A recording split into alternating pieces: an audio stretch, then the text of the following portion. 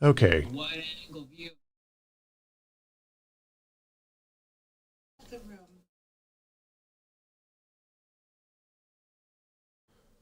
so good morning all. This is Jamie. The YouTube stream is live. It is showing a title card with a placeholder and no audio should be up.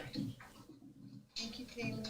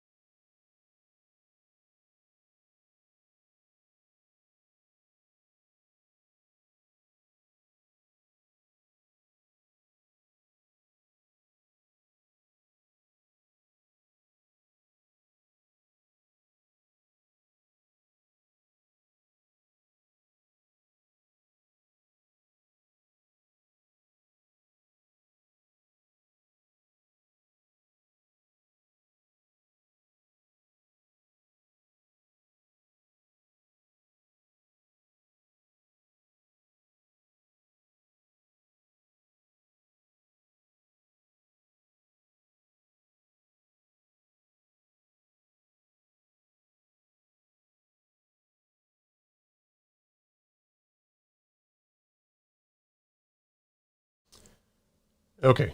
From an operational perspective, we verified YouTube is working. We're showing a title card right now. We've just posted the link over to the WMATA Board of Directors site, and everything looks good to go. No audio that we are hearing right now is being displayed to the public. And the chat box is up and operational.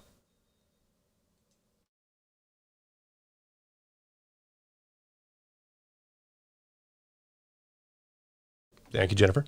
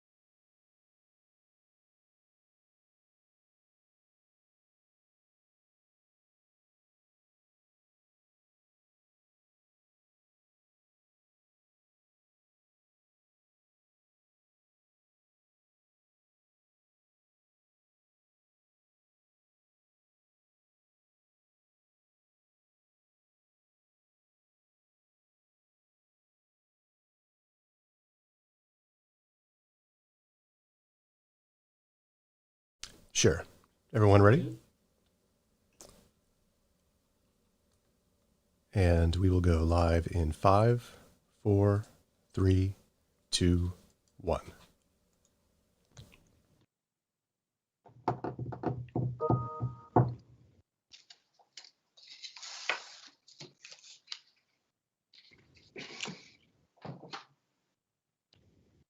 And Steve, I'm sure Matt will be with us. He asked me last night. He's here. No, he's here. He's here. He's here. Yep. Yeah, I'm here. I have to stand at 8:30. Yeah. The pirate has arrived.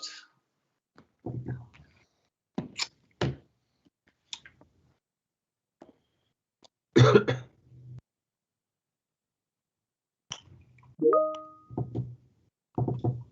are we doing on that countdown? He gave it, you're live. We're ready. Pardon? We're live. You can We're begin. live. Thank you. Okay. Apologies. Good morning and welcome to the Metro Board of Directors February 25th board meetings. As this is our first public meeting of the day, I'll ask our Chief Safety Officer, Teresa Impostata, to begin with our safety contact. Thank you, Mr. Chairman. The COVID-19 pandemic has had a major effect on our lives. Many of us are facing challenges that can be stressful, overwhelming, and cause strong emotions in adults and children. Public health actions such as social distancing are necessary to reduce the spread of COVID-19, but they can make us feel isolated and lonely and can increase stress and anxiety. Learning to cope with stress in a healthy way will make you, the people you care about, and those around you more resilient. It's natural to feel stress, anxiety, grief, and worry during the pandemic. There are a number of ways that you can help yourself, others, and your community manage stress, including taking breaks from watching, reading, or listening to news stories, including those on social media, taking care of your body, exercising regularly, getting plenty of sleep, avoiding excessive quantities of alcohol and tobacco use, and continuing with routine preventative measures as recommended by your healthcare provider. Taking care of yourself can better equip you to take care of others. During times of social distancing, it's especially important to stay connected with your friends and family. Helping others cope with stress through phone calls or video chats can help you and your loved ones feel less lonely or isolated. If you are struggling to cope, there are many ways to get help.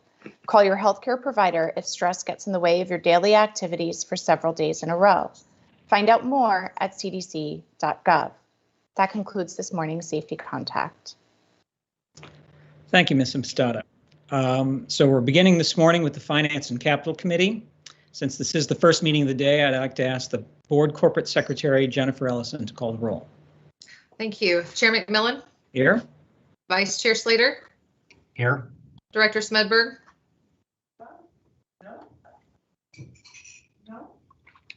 Alternate Director Bolger, Here. Alternate Director Routh, Here. Director Goldman, Here.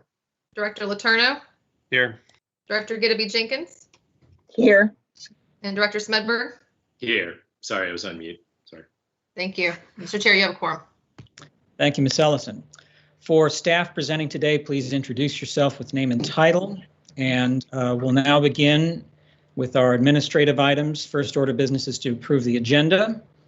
If there are no objections to the agenda as presented, we'll consider it approved. Are there any objections? Hearing none, the agenda is approved. Now for the minutes, we have the minutes of our February 11th meeting before us for approval. Are there any objections to the minutes as presented? Hearing none, we'll consider the minutes approved as presented. So today's meeting will be focused on Metro's proposed fiscal year 2022 operating budget and associated service proposals.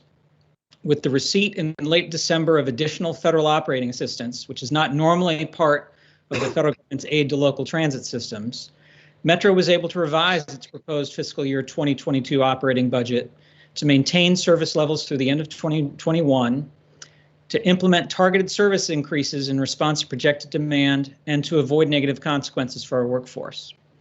However, because of the ongoing loss of fare revenue due to historically low ridership, Metro will be required to implement significant service reductions in January 2022 to balance its budget. While Congress and the administration are considering another round of federal operating assistance, we must plan for a balanced budget based on current funding levels. Going forward, we will adjust our budget and service plans if the financial picture changes, as we've done several times over the past year. Today's discussion will allow members to receive more details on proposed service levels and the decision-making process behind those proposals. As a reminder for presenters, please introduce yourself before you begin. As a reminder to participants, please mute your microphones when you're not speaking to cut down on background noise. With that, I will turn the floor over to Mr. Wiedefeld and his team to begin today's presentations. Thank you, Mr. Chairman. This is Paul Wiedefeld, the GM. I'm just going to have Dennis Anasiki and Tom walk through the presentation, if we could. Thank you, Paul. Good morning, Mr. Chairman and members of the committee. My name is Dennis Anasiki, Chief Financial Officer for Metro. Our goal today is to provide further details on Metro's proposed operating budget for fiscal year 2022 and to respond to additional questions from committee members. In preparation for today's discussion, staff provided responses to 44 operating budget questions submitted by board members.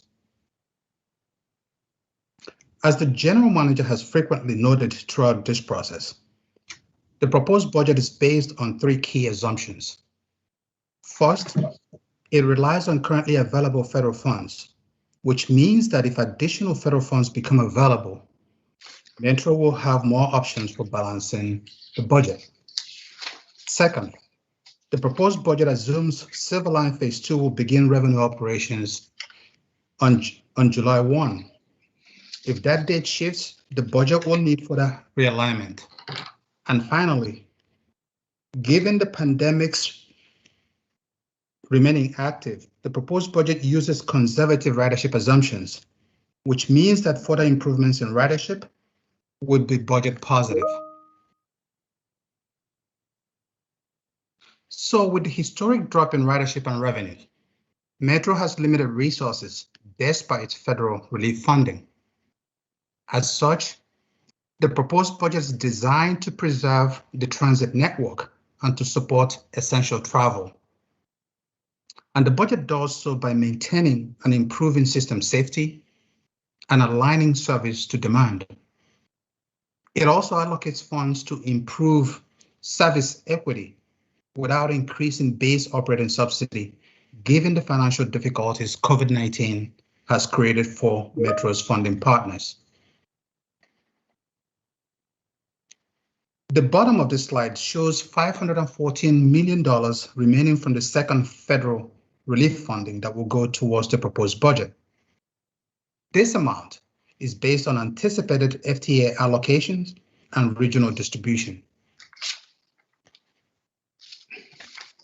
Slide 6 lays out ridership by mode throughout the next fiscal year. The left block of the slide shows actual ridership for fiscal year 2020, along with the drop in ridership that began in March of 2020. The middle block shows budgeted ridership for the current fiscal year, which is about 20% of pre-pandemic ridership. I will note here, Mr. Chairman, that the total ridership through January of this year is slightly better than budget, due in part to the suspension of fare collection on Metro Bus through December of 2020. However, fare revenues over the same period is 20% under budget due to the same suspension of fare collections on Metro Bus, as well as the flip in ridership composition that we're now seeing on the system.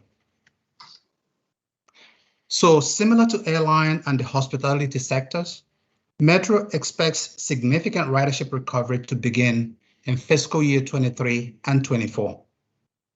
In the meantime, the fiscal year 2022 budget assumes gradual return to commuting, shopping, and tourism as shown on the right side of this block.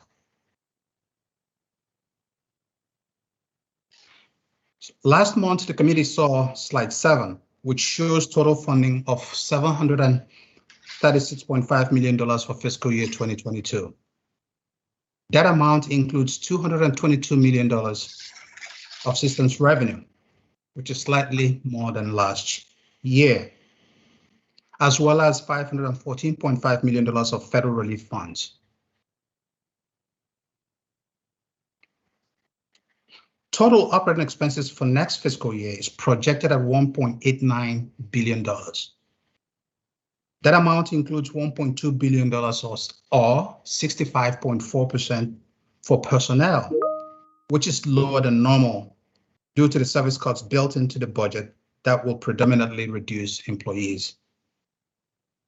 Non-personnel expenses are projected at $654 million for services, utilities, paratransit services, and other maintenance expenses. I will note here that the growth in non-personnel costs is due to the restoration of paratransit funding, additional COVID costs, and the service equity improvements that I mentioned earlier. So to balance the proposed budget, Metro has had to take additional management actions, which are laid out on this slide. Starting from the left, the first column shows initial revenue, expenses, and subsidy, which resulted in a $724.2 million funding gap. Staff then applied the remaining $514.5 million of federal relief funds that we discussed on slide 5. That left a $210 million funding gap initially for the year. To close that remaining gap, management reduced costs, as you see in the second column, by $58 million, and in the fourth column added $20 million to improve service equity. These actions required net service reduction of $171.4 million, which is shown in column 3, to balance the budget. And with that, the last column shows a balanced budget for fiscal year 2022. Mr. Chairman, the remainder of today's conversation will focus on service, subsidy, and public participation elements supporting the proposed budget. In general, federal relief funding has allowed Metro to avoid layoffs and to maintain, or in some cases, increase service levels. However, Metro faces another funding shortfall by December of this year, which will force service cuts beginning in January of 2022.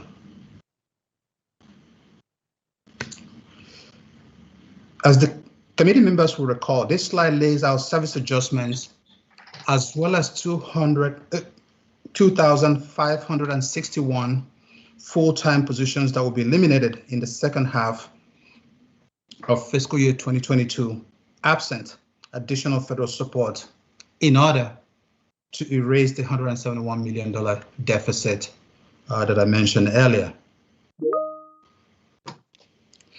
Slide 13 compares proposed service levels for Metro Rail and Metro Bus during the first and second half of fiscal year 2022. On Metro Bus, service would drop from 80 to 85% of pre-COVID in the first half to 50% of pre-COVID service levels in the second half of the fiscal year. On Metro Rail, service levels will go from 80% of pre-COVID service to 30%. The span of service will contract from 11 p.m. to 9 p.m. and headways will go from generally 12 the span of service will contract 30 minutes on all lines and 15 minutes in the core. Metro will also implement turnbacks on rail and yellow lines and temporarily close 22 stations. The 22 stations that will temporarily close are listed on slide 14. As the committee may recall, 19 of these stations were closed in the early months of the pandemic.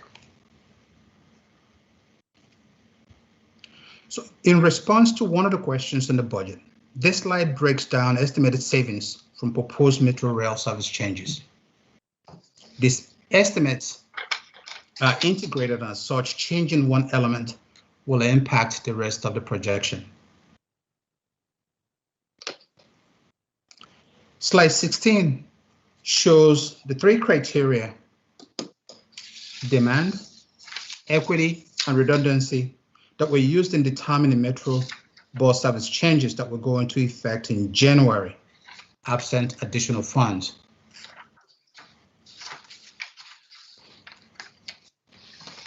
The table on slide 17 shows the proposed number of bus lines that Metro will operate across the region in the first and second halves of fiscal year 2022, compared to pre-pandemic levels.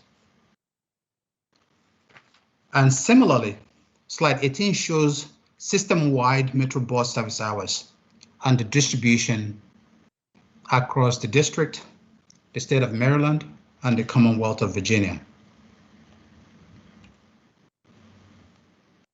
A few questions focused on Silverline, timeline, and operating costs. Slide 20 lays out revenue and cost projection for Silverline Phase 2, along with estimated savings for each month, assuming project delay. Slide 21 shows preliminary subsidy allocation for the next fiscal year, which has been shared with jurisdictions. As I noted earlier, total base subsidy of $1.116 billion remains the same for next year as it is for the current fiscal year. This subsidy allocation table will be finalized following board adoption of the budget. Next, my colleague Lynn Balsas will discuss the next slide. Thank you, Dennis. So as you can see on this slide, we have a number of initiatives underway for very robust public outreach around this budget proposal. In fact, this week we hosted 4 information sessions that were attended by more than 100 people from all 3 jurisdictions, and included staff from the DC Council, the Mayor's Office, and ANC commissioners, as well as county staff from Maryland and Virginia. We have toolkits that are out and are helping us to get the word out. We appreciate our partners sharing the information about how the public can participate in this discussion. Especially want to thank the Eastern Market Main Street, NVTC, VTA, Arlington Transit, Access Tysons, Prince George's County Office of Community Relations, and the Metro Now Coalition for their extraordinary efforts to amplify our message. And also want to just mention that we do have research underway to include a public comment that is being amplified by mailings to 20,000 homes, which were targeted based on census data. The census data indicates where we have higher than average populations of both Title VI and ADA populations. And so that includes neighborhoods such as neighborhoods in Southeast Washington, parts of Wheaton and Hyattsville, Aurora Highlands in Virginia, among others. And so we hope to get the broadest cross-section of participation and feedback possible in order to report back to the board as much public sentiment as we can for consideration in your ultimate budget deliberations. Back to you, Dennis. Thank you, Lynn. Finally, this slide shows key dates in the budget process. Mr. Chairman, that concludes my presentation, and we will be glad to respond to questions. Thank you. And I would just, I want to note while we're in public session here that Dennis, Lynn, you and the rest of your teams who normally are called upon to provide one thoughtful budget document and public outreach process each fiscal year have been called upon to do it several times in the past 2 budget cycles, and unfortunately there may be more of that in the future. So I want to compliment you with maintaining that high standard of work, even as the facts on the ground have required some very significant adjustments along the way. For myself, we'll begin the rounds of questioning right now. For myself, the answers to questions previously submitted by this jurisdictions have covered my own needs in that respect. So I will defer to the rest of my colleagues for the rest of the questioning session. I'll start with Secretary Slater.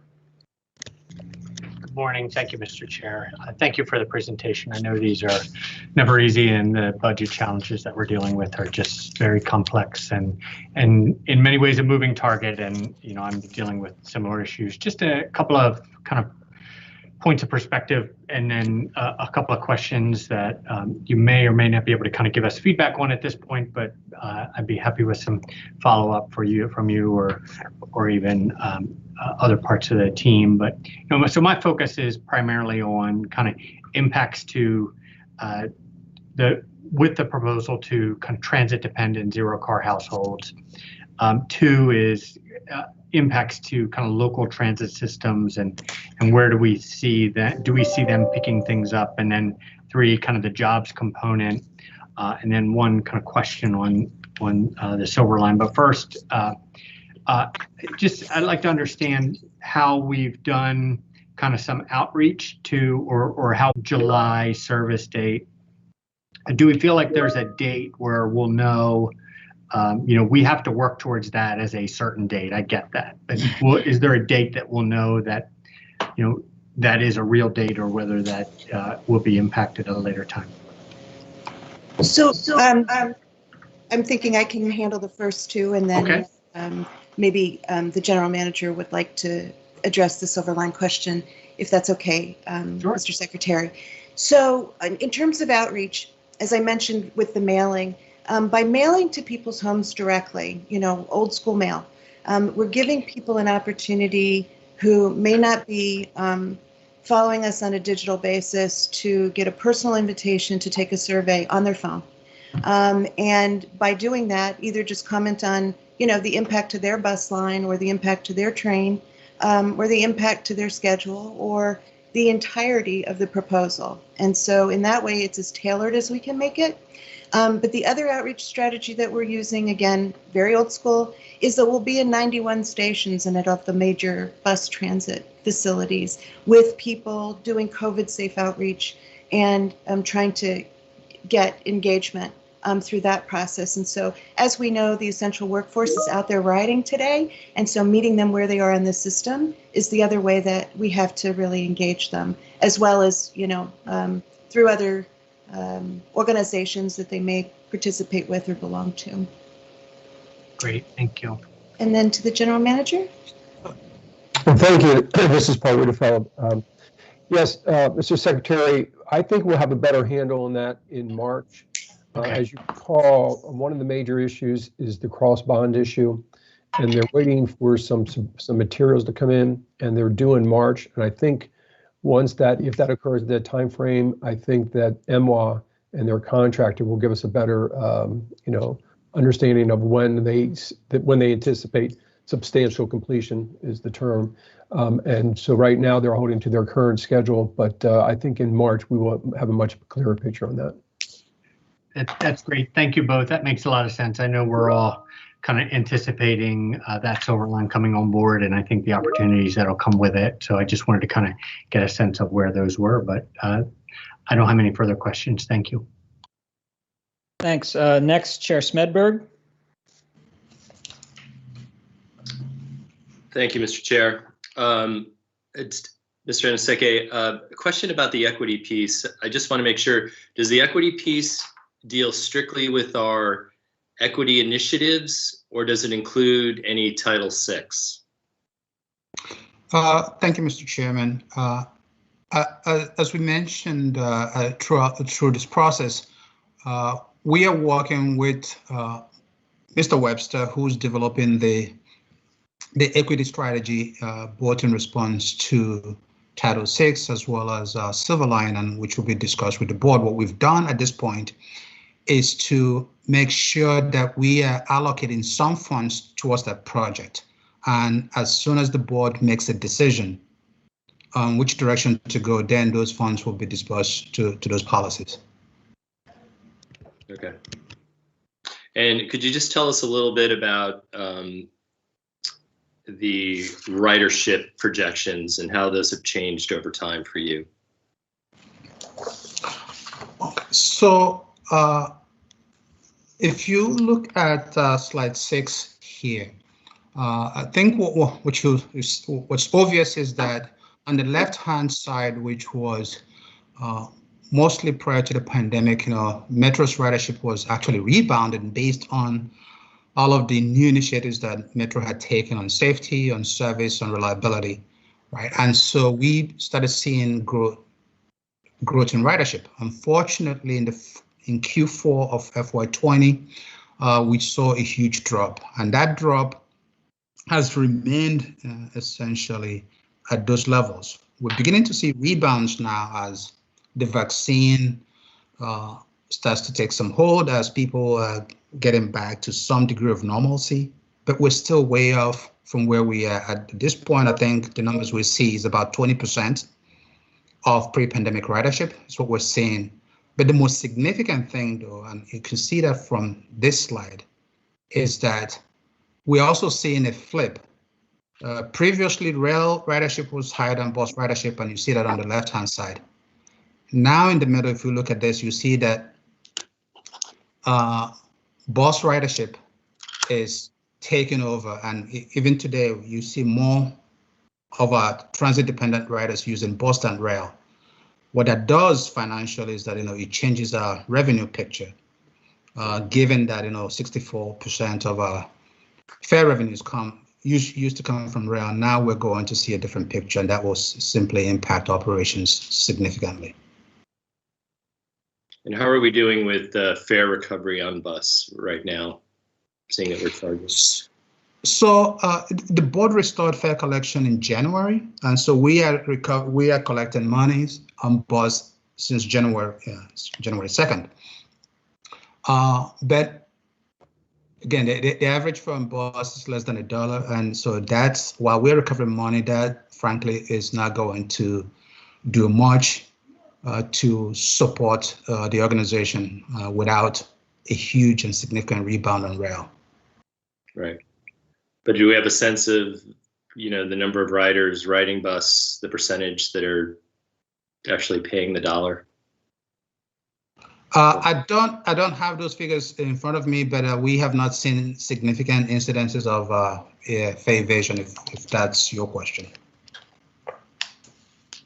Yeah, it wasn't specifically about, but yeah, okay. Thank you, Mr. Chair. Thank you, sir.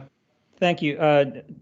Dennis, Chairman's prerogative here. I think Paul and Angle, you might have been asking there, but didn't quite get. Is there evidence that the reimposition of the fare in January has resulted in a reduction in passenger demand on bus? Yes. There has been slightly less of our riders taking the bus since the reimposition of fares. It hasn't been as significant because obviously these are the folks that are riding us at this point are those that need to get somewhere. So yeah. I think you will see that more significantly when the general population starts getting back to regular commutes. Yeah, I know you don't have a lot of data from which to isolate that effect, but thanks for that commentary. Next, Mr. Bolger.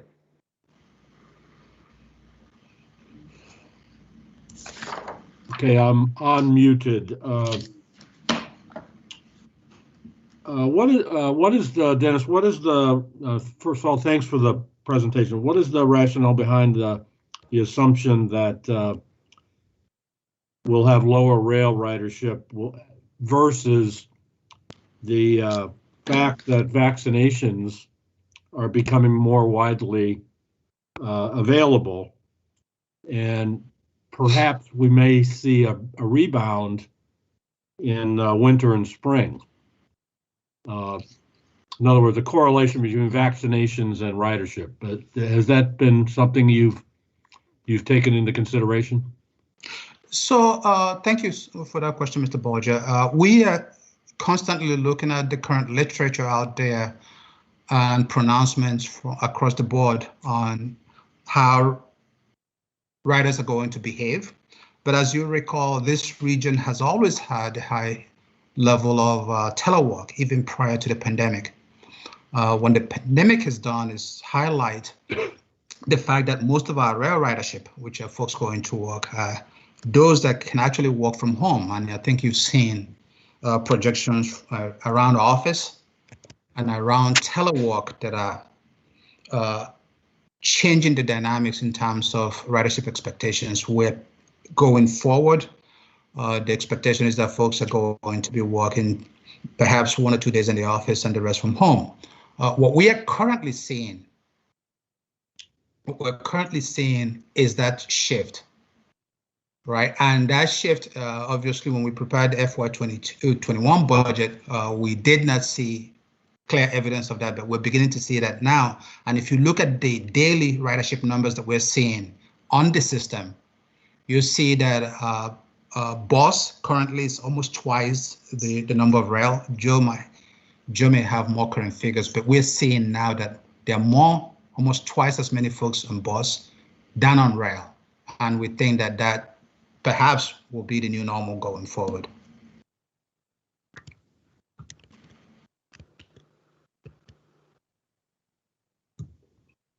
So you haven't done any correlation between vaccination rates and ridership? Is that what you're saying, Dennis? No, I have not, sir. Well, I think that's a concern or an issue that we've discussed at the District of Columbia, particularly now that Johnson & Johnson vaccine is going to become available, we think, this week. And as they step up vaccinations, I think that's going to take a load off of people's mind and will possibly lead to more ridership. We certainly hope so, and we will be following up with the district as well as other folks in the region to see where ridership is headed, and we'll certainly report back to the board. Mr. Chairman, this is Paul Riederfeld, if I may. Go ahead. Yeah, just 2 comments from Mr. Bulger. One is we have been surveying our customers, and the rail customers have made it fairly clear that until basically the vaccine is widely distributed is when they would come back, I think, in full force. But the bigger point is, which you made at the beginning, Mr. Chairman, is that we are going to remain flexible, because we do know, like we've seen in the 21 budget, the beginning of the 22 budget, that things are going to change, and we will be coming back to the board as some of this comes into greater focus, whether it's from federal funding, whether it's from ridership, whether it's from the Silver Line Phase 2 scheduling. All those issues over the next few months will come into clearer focus, and we will be coming back to the board to deal with those issues as they come, again, into greater focus. Anything else, Mr. Bulger? Yeah, I had one more question, and then Stephanie, I'm sure, will have some questions. But basically, how many of the 25 bus routes that are left in the district are regional routes? I'm not sure if Joe is here and if he has that information. If not, we will follow up with you on the types and designation routes in the region. What would be really helpful, folks, is when we get to these bus routes, that we have some kind of acronym that says they're regional routes, local routes, routes that connect to transfer facilities, because it's really hard to understand what kind of routes they are. And I've been through this now a couple times, and it's really difficult to understand what routes are what. Just for clarity. Thank you. Thank you, Mr. Borgia. Just for context, the entire route are also listed on the website and will be part of the public hearing discussions. Yeah, Dennis, this is Joe Leader. I'm on the call. I'll take that as an action item, and I'll have Peter work on it, and we can forward it to the board members. Thank you, Joe. Thanks, Joe. Thank you, Joe. I don't have any other questions, Mr. Chairman. Great, appreciate it. Next is Mr. Rouse. Thank you, Mr. Chairman. Good morning, everyone. And yeah, I would like to also echo my appreciation for all the work that's been going on multiple times and multiple iterations for this. And obviously, it's still yet a moving target.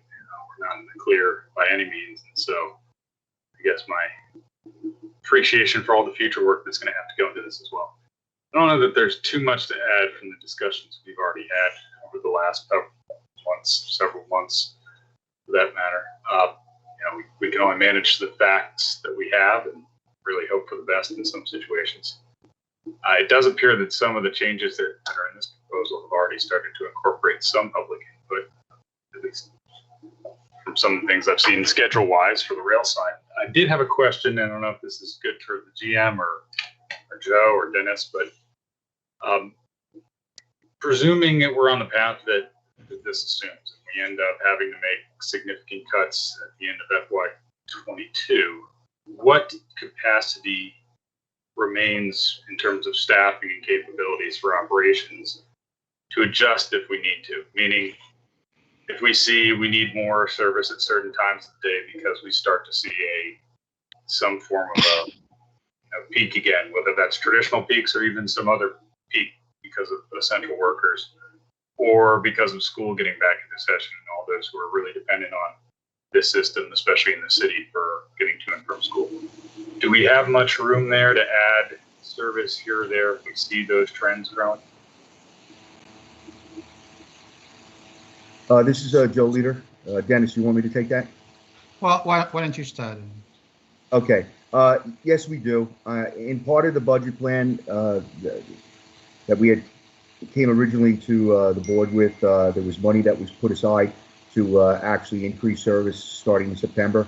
And it's also the other reason why we are trying to keep as large an extra board as we possibly can. So especially on the bus side, if we see that ramp up, we could, adjust schedules and add some additional buses to work with the demand as it comes. And the same thing can happen in rail as we put extra gap trains in during the day.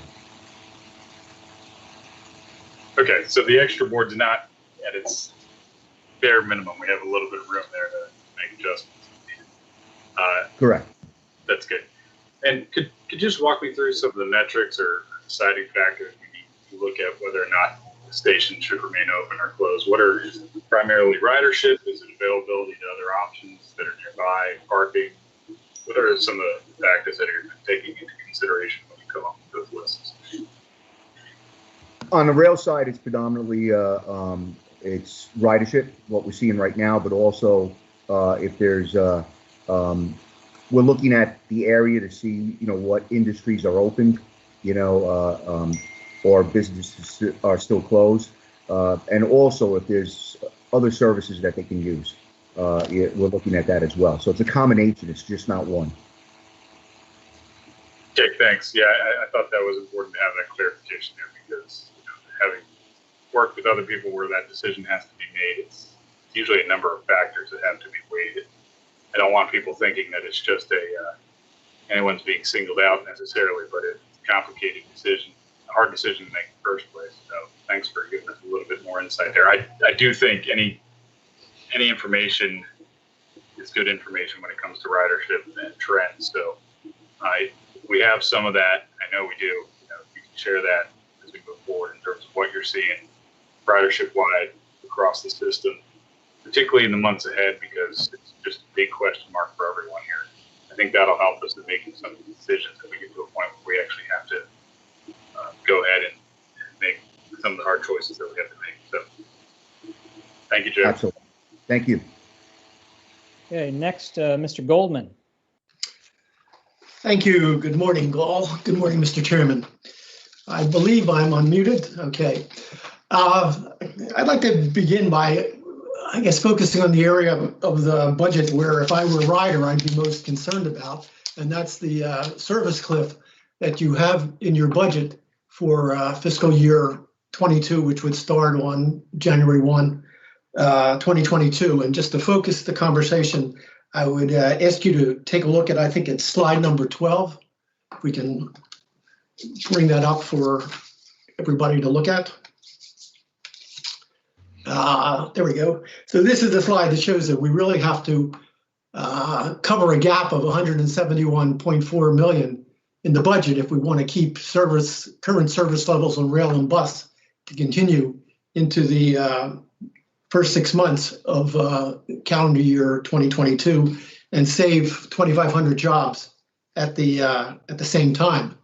And as I understand where the management proposal is, it's basically to pray for federal assistance.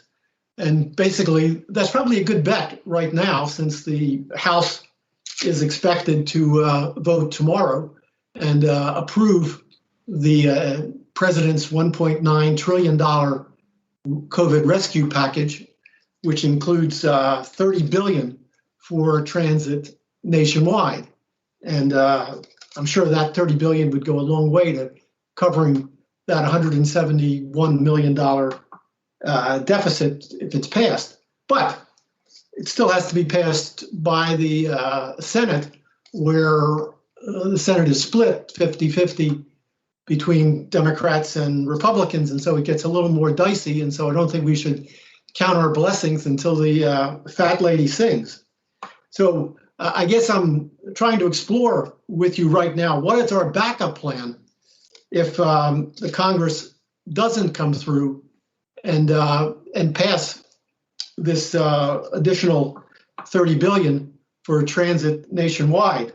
And I've suggested in some of our prior sessions that such things as a more realistic look at when Silver Line will start up could save us about $40 million if we were to not purchase buses that are in the budget for FY22 and the buses that are called for overhauls. We could probably save another $150 million, and perhaps use options to sell some surplus property. And something that you alluded to a little earlier in some questions is to have a relook at the ridership forecast in light of the pace of vaccination that's going on nationally and in the region.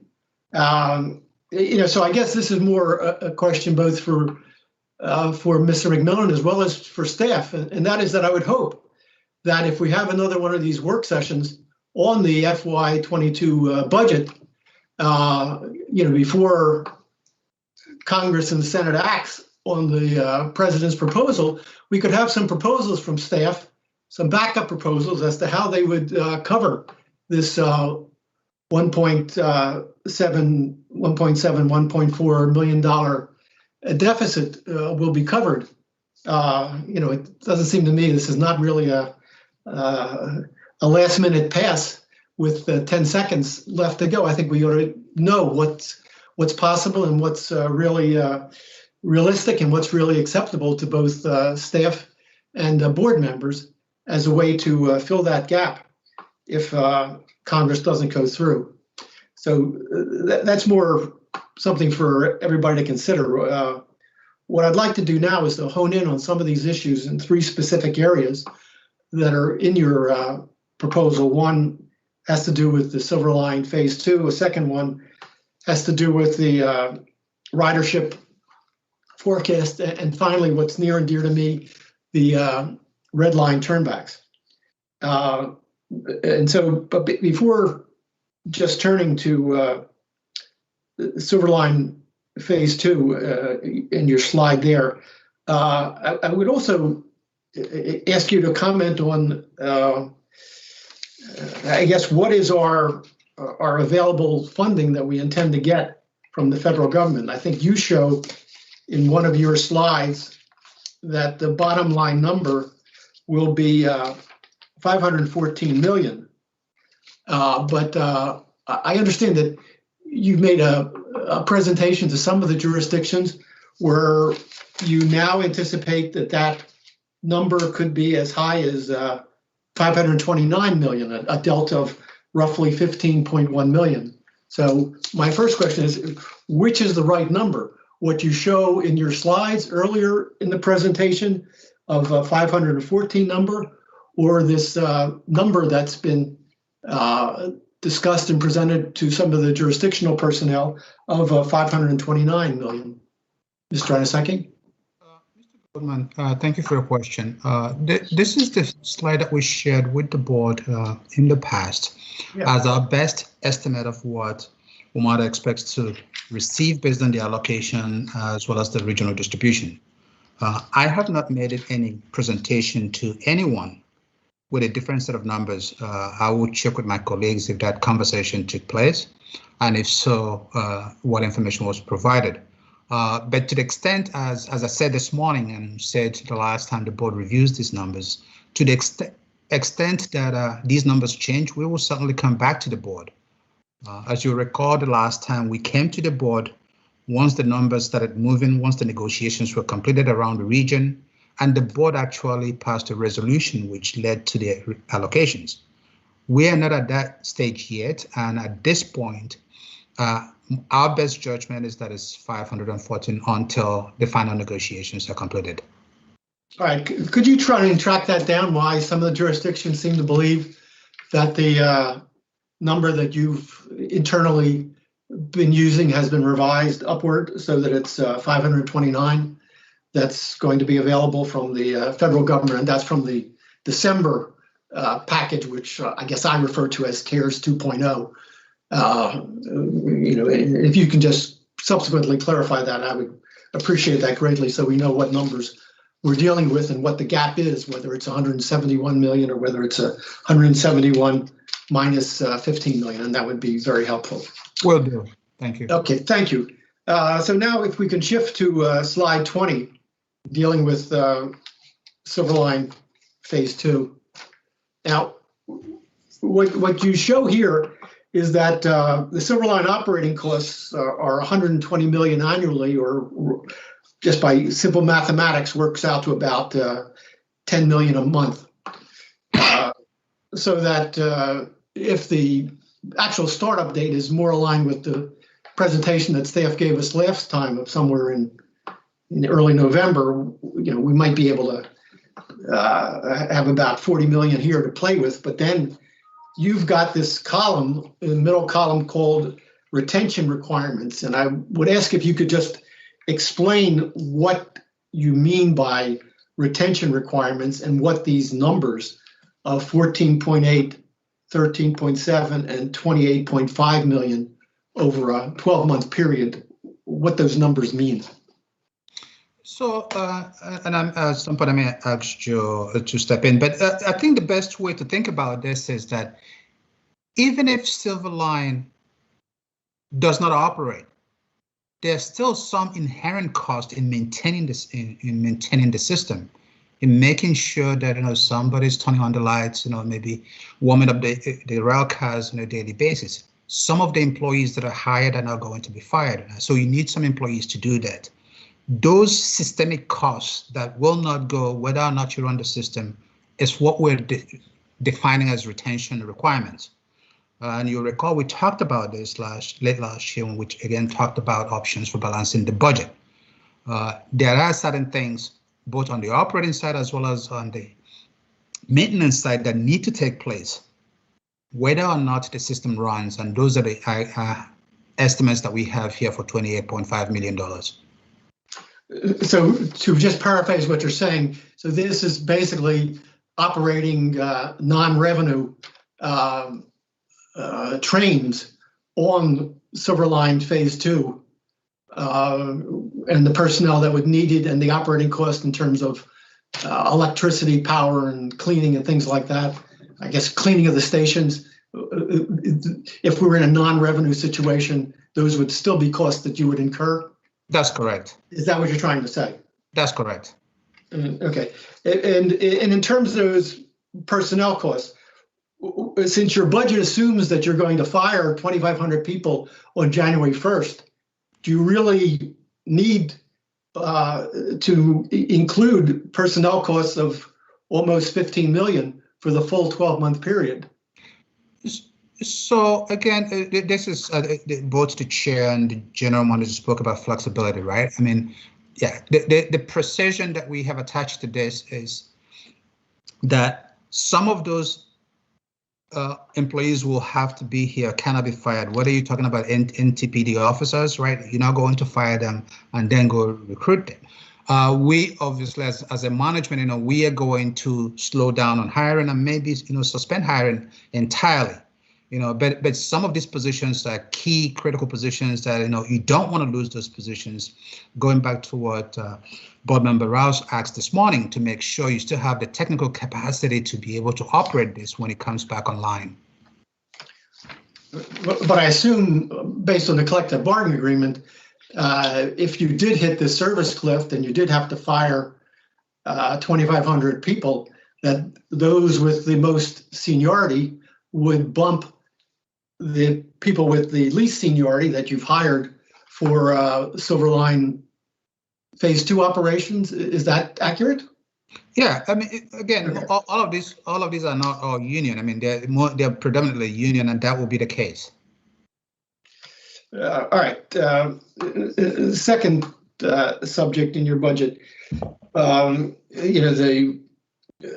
forecast of ridership and revenue. So you've gotten them, and I think it's shown on slide 6 that you anticipate for FY22, I guess 6% of pre-COVID riders restored in the first quarter of FY22. That's the summer, July, August, September, gradually increasing to 34% of pre-COVID ridership in the fourth quarter of 2022.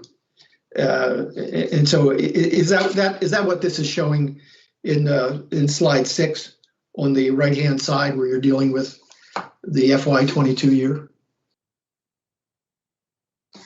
Yes. Okay, so here's my question here. We're actually going through a period of accelerated vaccination. The president is talking about having a shot, 600 million shots, so that all 300 million Americans could be vaccinated by the end of the summer. So it could be some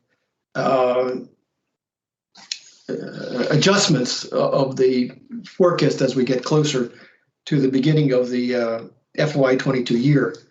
But I guess my question here is, looking at the gap that we're trying to cover, which is $171.4 million, how much higher would ridership have to increase over the 6% start at the beginning of the year and the 34% start at the end, by the end of the year, to increase revenues by $171 million?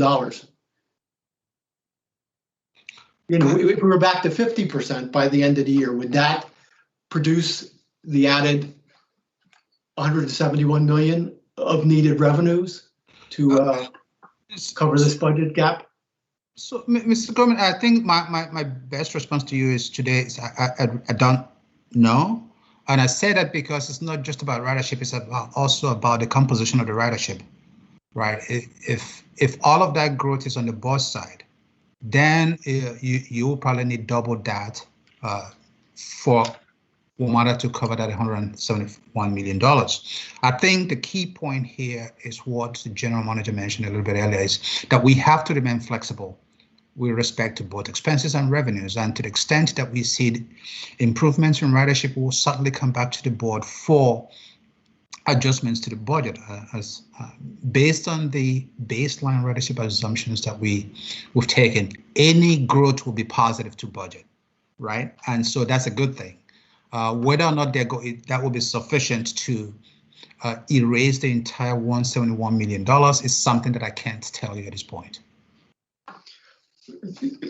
So what you're saying is that the budget that you're presenting here in slide 6, where you would have 16.8 million passengers on bus in the fourth quarter versus 11 million on rail, is uncertain in your mind at this point? What is this based upon? You've given us these numbers. You must base it on something out there. that's going on in the real world. Well, so Mr. Goldman, if you recall, in our prior conversations with the board and the various scenarios that we share with the board, the conclusion was that staff should be conservative and use this a 34% ridership assumption for the next fiscal year. We've done that. This is precisely what we did. And based on that, the fact that we still had to make additional reductions to balance the budget is what brought it down to 31%. But again, this is based on the best judgment that we have, along with the analysis, the ridership analysis that we've seen across the board. It is clear that to the extent that ridership rebounds more aggressively than this assumption, that it will improve revenues, and obviously we have to add service to adjust for that. But at this point, I think the risk is in assuming that all of the ridership will be back and then leaves Metro with an unbalanced budget for the year. I'm not assuming that all the ridership is coming back. What I want to understand is in your budget, and maybe you could give us some projections if we have another one of these work sessions of what the budget would look like if ridership were half rail and half bus rather than what you're showing, which looks like about 65% bus versus rail, or if it were 60% rail. So we have a sense of what's the delta here if vaccination program is successful and rail ridership and riders keep coming back, and what's the impact of that on revenue in your budget. So Mr. Goldman, I would ask you to consider that for the next session if we have one. hold on for a second, Dennis. Mr. Goldman, if I may, I'm assuming there's some complexity to the calculations there. Maybe if you could reduce one or two of those specific scenarios to writing, and Dennis can try to run those numbers. I'm guessing you do not have that right at your fingertips at the moment. Is that correct, Dennis?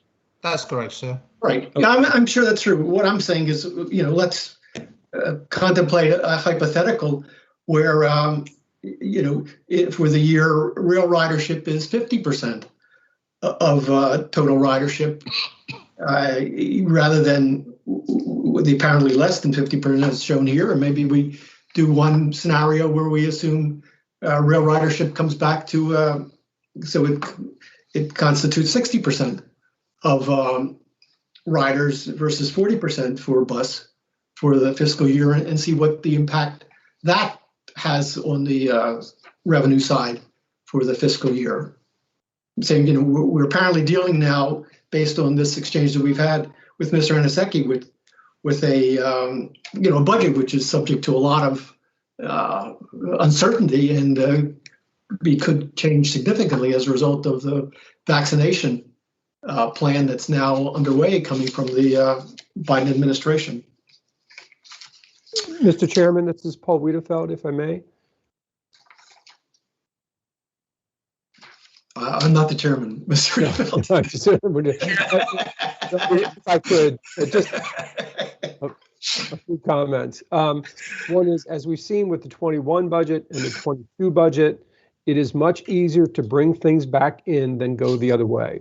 And the direction we believe we've been given by the board, and what we also agree with, is that it is better that we basically think through this as best as we know it today with the facts in front of us, that we all are hoping that they change to the more positive, and if they do, we can bring back things very quickly, which is what we've done in 21 and even in the proposed 22 budget.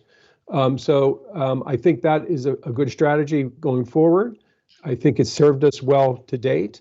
And I think if we start making other assumptions that are more positive, again, hoping that all these things come to play, if they don't, then we've got to go back out again and go out with this whole process again. So again, the logic of this is we can always bring these things back in easier than to go back out and start cutting the other way. And that's just sort of the framework that we've been working under for the last 6+ months.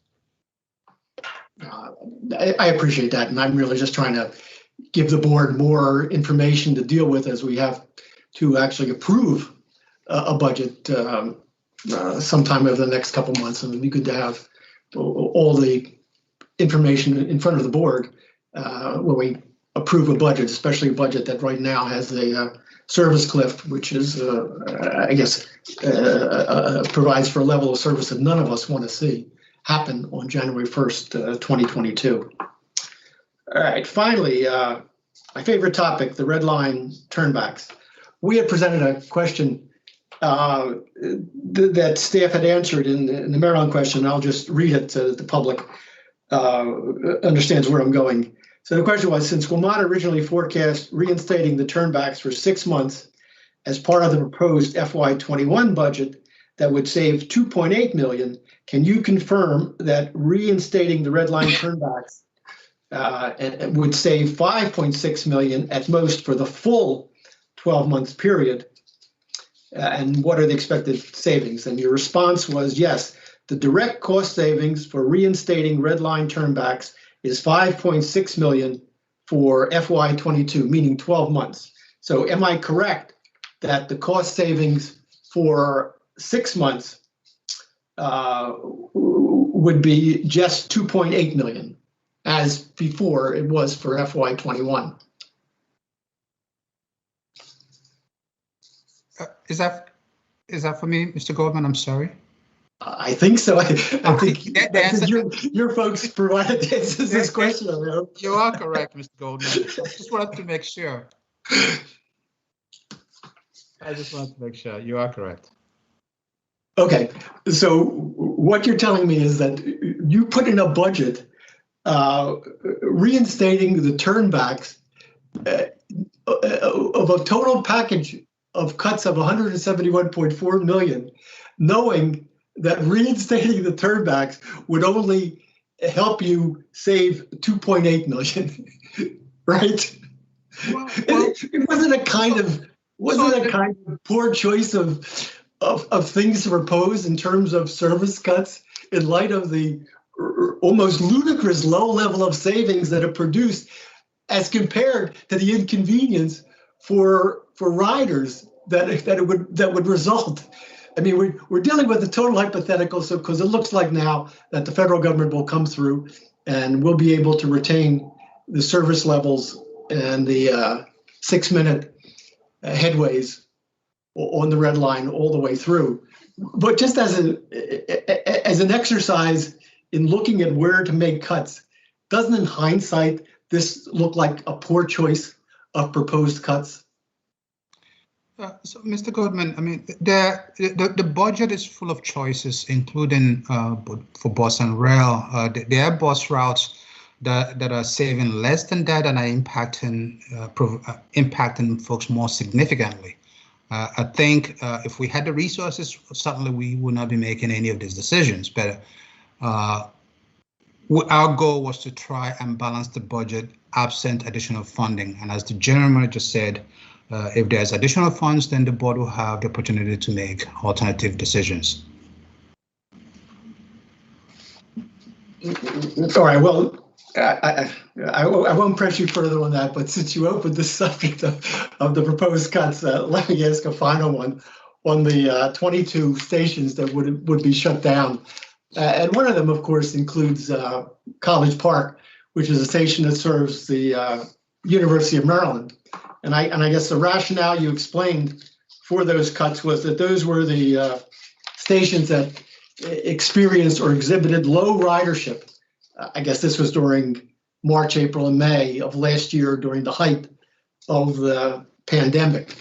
Would you concede that since students are going to go back to class at Maryland in the fall, and therefore they're going to be using the station at College Park, which they weren't doing last year because of the pandemic, would you concede that you're probably taking a harder look at the stations that were marked for closure, including College Park, might be a better course of action rather than just relying on what the traffic levels and ridership levels were in March and April of 2020 in the height of the pandemic? As Joe mentioned earlier, there's several other factors other than ridership that impacted the selections of those stations. And so based on those factors, these 22 stations are the ones proposed for temporary closure, and with the hope that Metro will reopen them as soon as funding becomes available. And what would be the other factors involved with the College Park station, since it's both a station that serves the University of Maryland as well as the residential area, as well as one that serves two lines? I guess it's green and yellow. Are you aware what the other factors were that, besides the fact that it had low ridership last year, that went into the decision to put that on the list of the 22 to be closed? I will call on Joe to restate the rationales that he mentioned earlier. Yeah, thank you, Dennis. This is Joe Leader, Chief Operating Officer. Yes, the decision was made last time based on ridership to that station. We will. A lot of the comments that are being made is these decisions, first off, are very difficult to make. Second off, I would just like to say is there's a lot of different things that could happen within the next 3 months. If you all are aware, ridership, started to pick up a little bit this past month, but last week with the snowstorms, ridership dropped because of our service levels and the conditions that we had. As you know, it wasn't just our ridership that got hurt, but also the supply chain of the vaccines, were all put on hold. And a lot of the manufacturers, Pfizer and Moderna, had even trouble getting the products they needed to make the vaccine. So right now, the supply chain of the vaccines, although it's going to start picking up later this week, and hopefully the region and the country will be in better shape. So when we make these decisions, yes, they're hard decisions to make. We make these decisions based on the best information we have. But I cannot tell you from now into December that we're not going to have another break in the vaccine logistics and the delivery, or what's going to happen with decisions. Maybe a third wave is going to come and hit us. We are basing it on the information we have at the time. That's why College Park was put up, but we could take another look at College Park in other areas based on what's going to happen in the future. But I can't tell you, I don't have a crystal ball to be able to tell you that everybody's going to be back at the University of Maryland come September. No, but if the vaccination program is successful and classes resume at the University of Maryland in the fall, would you concede that you'd be willing to take a look at this and your list of 22 stations? And if the fat lady doesn't sing and you do have to close 22 stations, that you'll take another look at which stations should be closed based on more relevant current information than what you did based on what happened in March and April last year? This is Paul Wiedefeld. Yes, I mean, Joe, if I may. Yes, Mr. Goldman. Again, we are stressing that this budget process needs to remain flexible, and that as more information comes in, as things get clearer, we will come back to the board and make adjustments. And our hope is that they're all going in the positive direction. And that's how we've crafted the budget. That's how we've been managing the budget for the last 6 months, and that's how we would manage it in the future. So whether it's College Park or a station in Virginia or a station in the district, they would all be, we'd look at all of those equally to see what we could do. Again, with the goal of getting things back to normal as quick as we can and protecting jobs.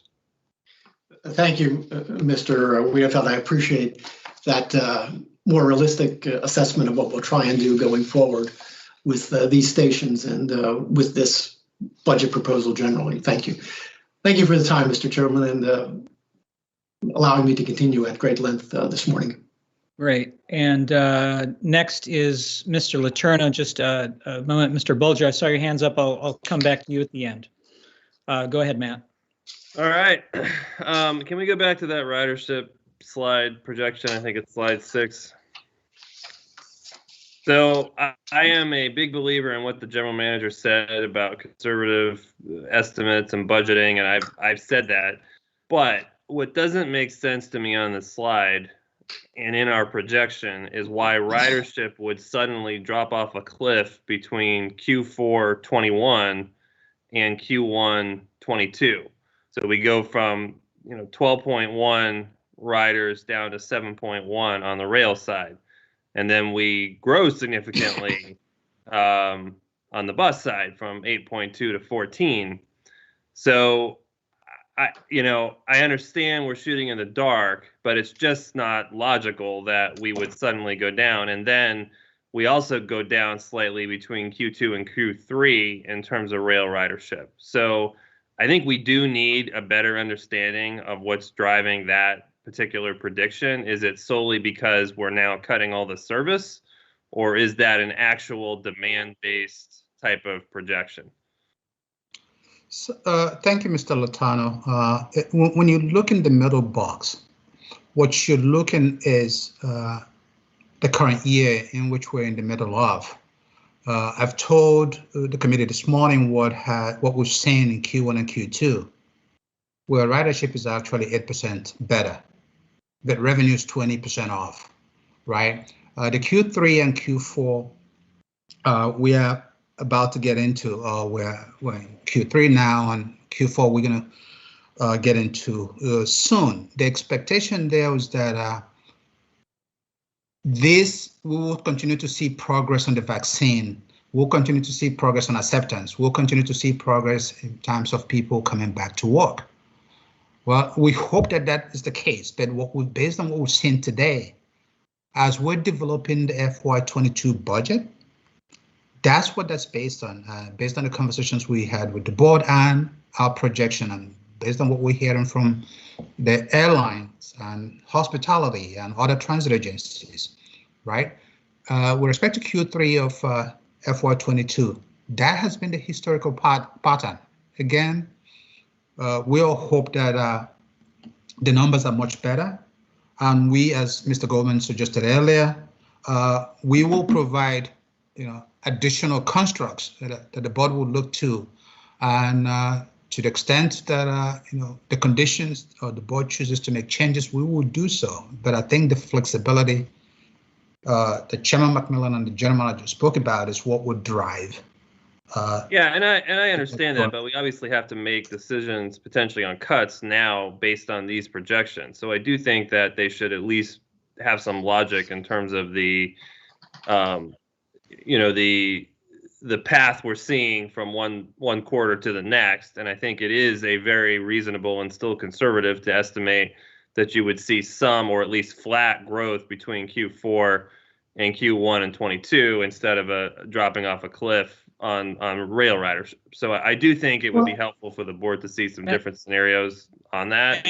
Matt, Dennis, I'm sorry, if I could ask for maybe Dennis to address a little more specifically what I heard in your question. So the FY21 projections there, Dennis, those are the projections that were created several months ago, many months ago, that underlay the assumptions for the FY21 budget.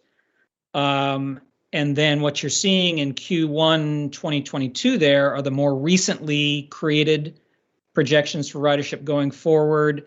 Is a possible explanation for that radical shift in the mix of riders between Q4 and Q1, simply that the Q4 estimate was done many months ago, and we now have more experience in seeing what the mix of ridership actually has been in the pandemic?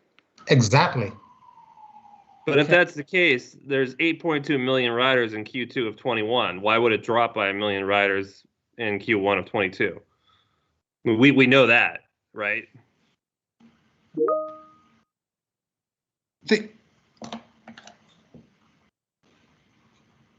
I think we're trying to get at whether there's a presentation issue here because of older numbers for 21 as opposed to so the 21 numbers for Q1 and Q2 should be pretty close to actuals.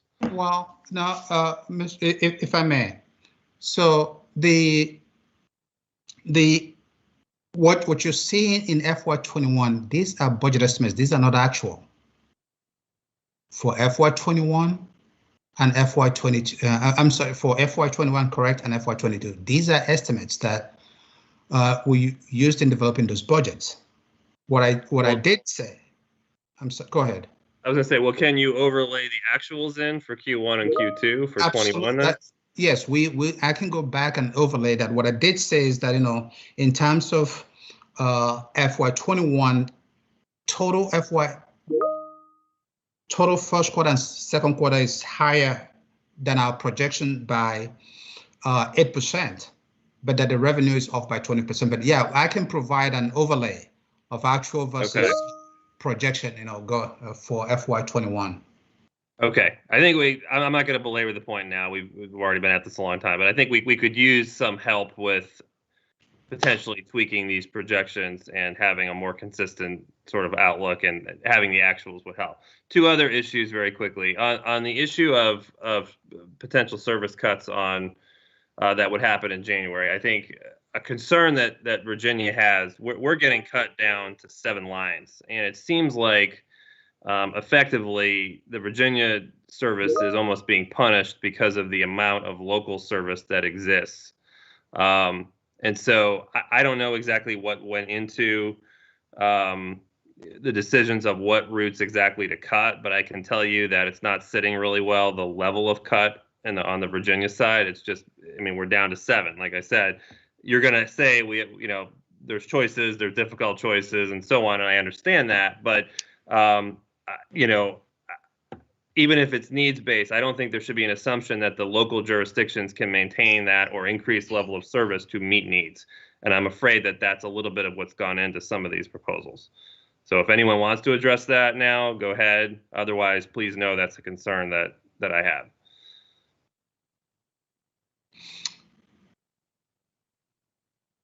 Okay. Anything more, Mr. Letourneau? Are you staff? Any reaction to that? Nothing more? Okay. Well, maybe staff can discuss this a little bit greater detail about in the future or at the next work session. The last thing is just overall point here. I think if we are seriously concerned that we're going to have to do this, then I would again advocate for a different approach in which we would start instituting cuts much earlier in the quarter and not jump off a cliff in January.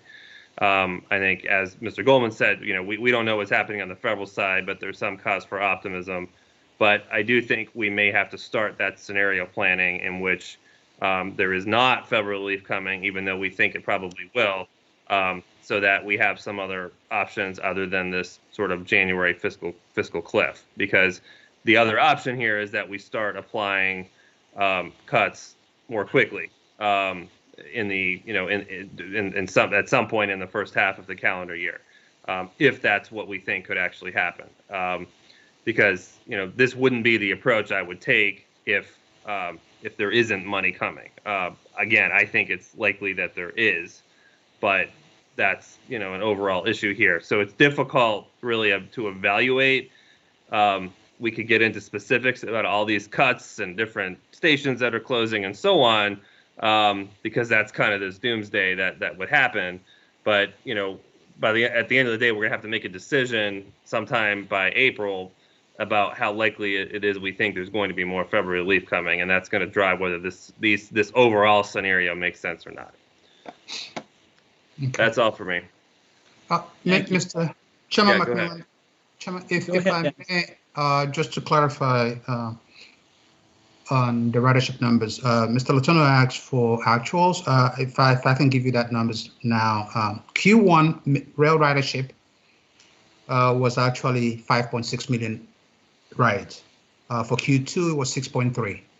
Conversely, Metro bus ridership for Q1 was 11.1 million and almost 14 million in Q2. And that's what you're seeing in the right hand of the quadrant here, in terms of where we think this is going, in terms of rail and bus ridership, which is a total flip of what Metro is used to. Okay, and so the 22 numbers make more sense with that context, but I didn't have that context. So yes, let's update this chart with the actuals there, and perhaps even revise the Q3, Q4 based on that. Yeah, Dennis, please Okay. send that when we're done. Thank you for bringing that up, Matt. Ms. Gideby Jenkins, thank you for your patience. I've been number 8 in the queue before, even maybe number 16 back in the alternate days. So floor is yours. No problem. We can go back to slide 8. I just want to echo my appreciation to the team for continuing to offer us some deeper understanding of where we are in this moment. I'm sorry, the slide that has the ridership data 6. Can I just ask for the budget presentations that we're just clear about where we are on the ridership numbers as we're going to the public, because I think the percentages of what we were projecting versus what actually is in this moment isn't fair to give to the public. We should just give them what we know now as part of those pieces. One of my concerns, even as we talk about the ridership component, is really FY22 Q4. So that's about 18 months from now, summer of 2022.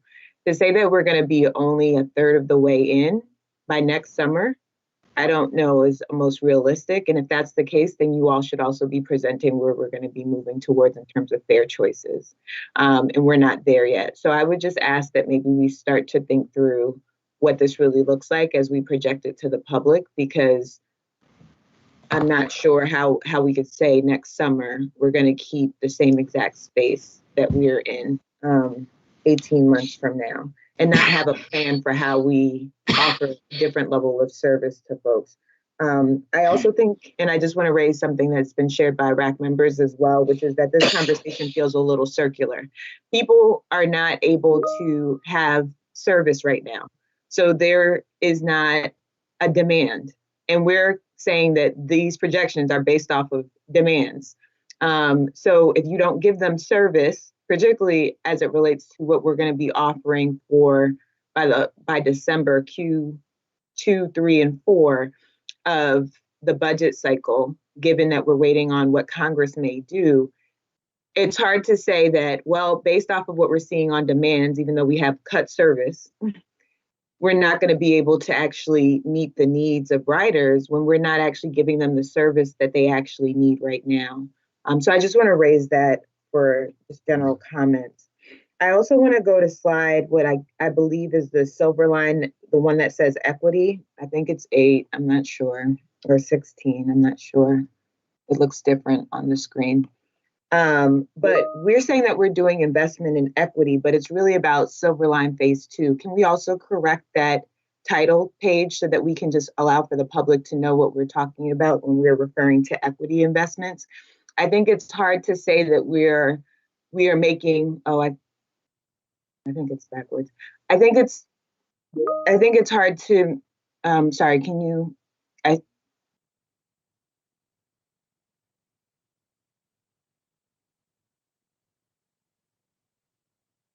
one more back, I believe, or 2.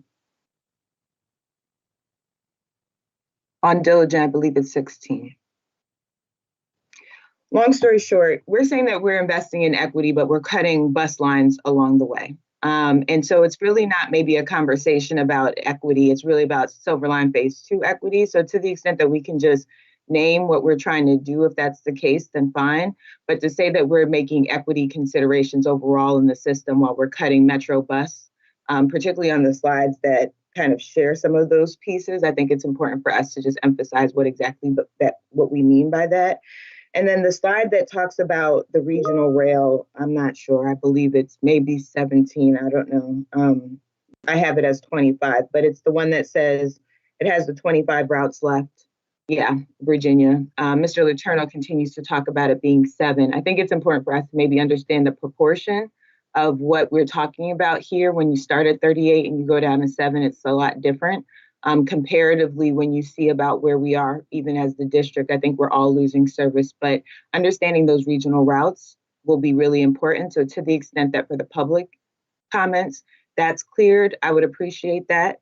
And I wanted to know, I wanted to emphasize Mr. Boulder's point around just being able to not just emphasize the regional pieces, but when we talk about these total percentages on the side and what the equity considerations look like, I think that's going to be critical as well. We are saying that Metro Bus continues to increase in terms of demand, but then we're cutting service. and yet we're saying that we're making equity considerations. I think we should just maybe balance our narrative for what we're actually doing as part of it. And I think the final piece that I would just say here, just because I think many of the other comments have been captured, is to maybe level set as it relates to Silver Line Phase 2. We're making a $120 million investment into Silver Line Phase 2. Even though it's not an active line, it hasn't started yet. But for the lines that are active, the ones in which people are relying on to get to where they need to go to, we are cutting them. And so I just want to name that as attention. I recognize that that's where we have to be, just given in this moment, we have a commitment that we've made for Silver Line Phase 2. But I think it's a struggle to say that we need to make a $20 million equity investment for Silver Line Phase 2. That Virginia is also now saying that they have concerns about being down to 7 lines, which I think we all are concerned about the Metro bus lines, especially since that's what most people who are reliant on the system is dependent on. And then we're saying that all of these are going to be based off of a service that isn't active right now, even if we have to meet the basic pieces. I'd rather have realistic projections on where we are for Silver Line for all of the updates that we've had to date. And I think Mr. Letourneau has shared too, the thought process is that it is not coming on Q1. So if that's not the case, then can we honestly project what's going to happen and understand where those trade-offs will be versus having some of these like projections that we know aren't fully baked in. And we're clear about some of the things for sure. So we know that we're not going to be able to start. And I recognize that there is a gap in terms of the numbers that will still need to happen with or without it starting, and those can stay in, but just offering a more realistic projection for what is actually happening, I'd appreciate, especially as we go to the public and explaining many of these changes. Those are all my comments. Thank you all for your time. Thank you, Stephanie. And then, Tom, did you have one other thing you wanted to add or ask? This has been exhausting, and I wanted to end on a comment of Mr. Goldman made about College Park Metro. On September the 4th, my alma mater would be playing football against the University of Maryland, so I hope the College Park Metro station will be open for that football game. All right, Michael? I'm sure Mr. Goldman will not. I was muted, but I do appreciate that intervention. All right. With that, I'll close discussion on this item. I would like to remind members of the public that the comment period on these budget proposals opened last Saturday and will be open until Tuesday, March 16th. I encourage you to visit wamata.com/budget to find out more detailed information about the proposed service changes and to provide your feedback. With no further business to come before the committee, we stand adjourned, and I will turn the floor over to Chair Smedberg to begin today's Executive Committee meeting. Thank you, Mr. McMillan, and welcome everyone to today's Executive Committee meeting. Our first order of business is to approve the agenda. If there are no objections, we'll consider the agenda approved as presented. Are there any objections by the committee members? Hearing none, the agenda is approved. Now we'll move on to the approval of the minutes. We have the minutes of our February 11th, 2021 meeting and the executive session before us for approval. Are there any objections to the minutes as presented? Hearing none, we'll consider the minutes approved as well. Thank you. We have 2 items on today's agenda. The first is to accept 2 audit reports conducted by our outside auditors under the direction of the Office of the Inspector General. The single audit for the fiscal year ending June 30th, 2020, and an audit of the Smart Trip Regional Partner Comparative Billing Statements. The next item is a report on the Metro Transit Police Department's community policing and engagement process, and includes information on the MTPD Investigations Review Panel, the various reform committees created in coordination with the Fraternal Order of Police, and the MTPD's Oversight and Youth Services Bureau. For staff presenting on today's call, please introduce yourself with name and title. Now we can begin today's meeting. Now I'll turn the floor over to Mr. Charrington for our first item. Mr. IG. Good morning, Mr. Chair, members of the board. I'm Jeff Charrington, Inspector General. As you know, the OIG has a responsibility for the financial statement audits of WMATA. We contract with the outside audit firm RSM, and today we have Dan Bonet and Valerie Coleman from RSM to give you a briefing on that. Dan? Thank you very much, Mr. IG. Valerie, do you have the presentation? I do. Good morning, everyone. Good morning, everybody. So there are two reports that we'll talk about this morning. The first is the Uniform Grant Guidance Report, which you may recognize more commonly as the Single Audit Report, which is the terminology that's been around for many, many years. Our audit of the federal grant programs is performed under the Single Audit Act. And this audit work is typically performed contemporaneous with the audit of the financial statements. And in fact, for the most part, our testing was complete by the time we issued the financial statements back in October, the basic financial statements back in October. However, because of the CARES Act funding, which came out in the spring, the Office of Management and Budget had not updated the compliance supplement, which is the tool that we use to perform the testing of the federal grant programs. The OMB had not updated that guidance as of the date that we issued the financial statements to give us any instruction as to how to deal with CARES Act funding. In fact, that compliance supplement was issued on December 23rd, 2 days before Christmas. Which provided us the additional guidance necessary for us to complete our test work. As I indicated, as it turns out, when that new guidance came out, there really were no significant additional testing procedures that needed to be performed. We did have to clean up the file and wrap things up. We issued the report sometime in the beginning of January. Results of that engagement we'll talk about momentarily. There's a second report we'll talk about today, the Smart Trip Regional Partner Comparative Billing Statement Report. This is another report that we prepare on an annual basis and effectively reports back to the jurisdictions comparison of information that's been provided to them through the years, reconciled back to the audited financial statement information. That work typically takes place in the month of December, and we typically issue that report before the end of January. I believe we did issue prior to January 31st. Valerie, if you could turn to the next slide. So as a result of our testing relative to both engagements, we did not identify any issues, we did not identify any findings, and we did not identify any matters that would be required to be communicated to this board. There were no findings identified as part of the testing of the federal grant programs, and I would just like to highlight that that is the first time that I'm able to make that statement since we've taken over as your auditors back in 2014. So there's been a lot of work done by the management team to overcome many hurdles. So this is a real milestone for Metro to be able to have a single audit report with no findings this year.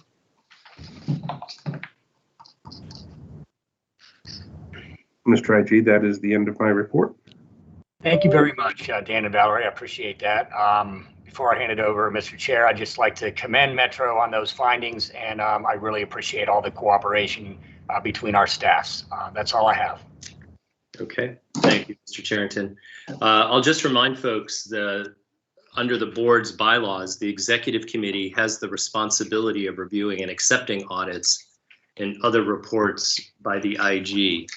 So now I'll turn it over to discussion or questions from the committee members. Ms. B2B Jenkins. Hi, thank you. No questions for this time. Thank you. Mr. Goldman? No questions. Appreciate the reports, and just ask that you identify for the help to the jurisdictions where that report, when it's published, can be found on the WMATA website. Because I'm sure that the jurisdictions, Montgomery County and Prince George's and Maryland type, certainly are going to want to review that report. Yeah, we'll get to that. Yeah, that was part of my remarks later on, Mr. Goldman. Yeah. Okay, Mr. McMillan. No comments or questions. Thank you. Thank you. Mr. Bonnet, I do have one question as it relates to the January 30th audit. In your findings, I just want to hear from you a little bit about the internal controls. This has been an issue that, you know, has come up a couple times now. You know, and while you highlighted, you don't place, I guess it's fair to say, a particularly high emphasis on it, but it is still an issue. So could you tell us a little bit about why you wrote the opinion the way you did, given that this has been sort of an issue in the past? So I apologize. Just for some clarity. So is this the management letter that you're asking about? Well, this is to the board. I mean, this is, I guess, your letter, report on the internal controls of financial reporting on the compliance and other matters based on the audit of financial statements performed in accordance with the government auditing standards. So this is your independent report. Yeah. Yeah. So that is a report that we're required to issue that is based on the audit of the financial statements themselves. So having nothing to do with the federal grant programs. So when we perform our audit, we're required to perform it both in accordance with generally accepted auditing standards and generally accepted government auditing standards. And the latter requires additional training, additional testing on our part as the auditors because of the fact that you are receiving and spending taxpayer dollars. So you're required to adhere to a higher standard in your operations, and we're required to adhere to a higher standard as part of our testing. So that opinion is not designed to opine on the overall operating effectiveness of the internal controls, as might be the case if we were auditing a publicly traded company. Okay. Our review and understanding of the internal control process is for the purpose of designing tests to ultimately support our conclusion as to whether the financials are fairly stated in all material respects. So as part of that review and the performance of those walkthroughs and that testing, if we identify any matters that rise to the level of either a significant deficiency or a material weakness in internal controls, we are required to share those observations with this committee. And so this is the first year since 2014 where we're able to come to the table and tell you that we did not identify any matters that rise to the level of either a significant deficiency or a material weakness. Based on the testing you did. Based on our testing, exactly. Okay, thank you. Okay, any other questions or comments from folks? Okay, hearing none. Acceptance of these reports constitutes the board's authorization to post them on the WMATA website, provided that the Inspector General has conferred with the General Counsel and confirmed that any private or confidential information has been removed, redacted in accordance with applicable law and WMATA policy. I would like to move approval of these items. Is there a second? Second, Mr. Chairman. Seconded by Mr. Goldman. Ms. Ellison, please take the roll. Chair Smedberg? Aye. Vice Chair Gideby Jenkins? Aye. Vice Chair Goldman? Aye. And Director McMillan? Aye. Mr. Chair, the motion passes. Thank you. Thank you. This report has been accepted and the Inspector General has been authorized to post it online. Now I'll turn the floor over to the Chief of the Transit Police, Chief Pavlik, for the community policing update. Chief Pavlik. Thank you, everyone.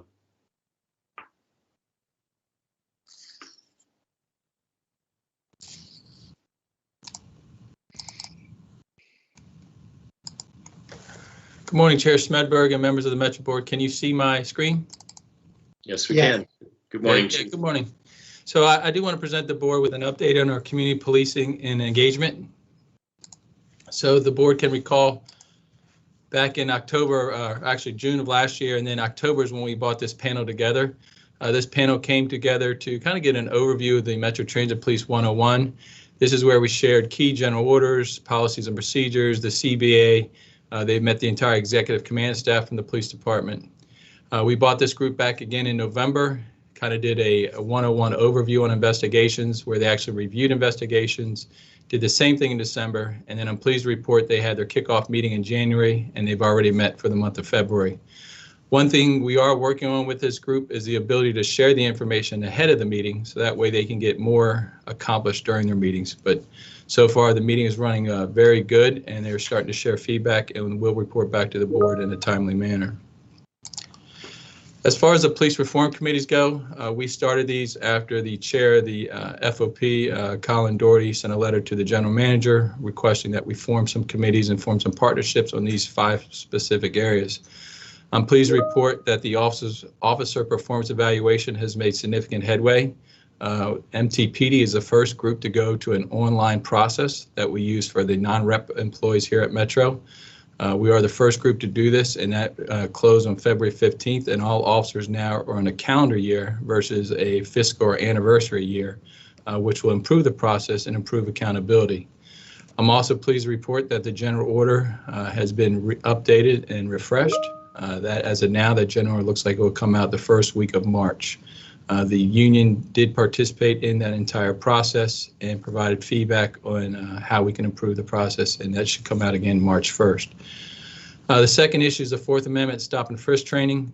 We've issued several training bulletins regarding this matter, reminding members of the Fourth Amendment to the Constitution and when someone can make a stop and when that person should be wanted, checked for wants and warrants. That continues to make good progress and no issues there.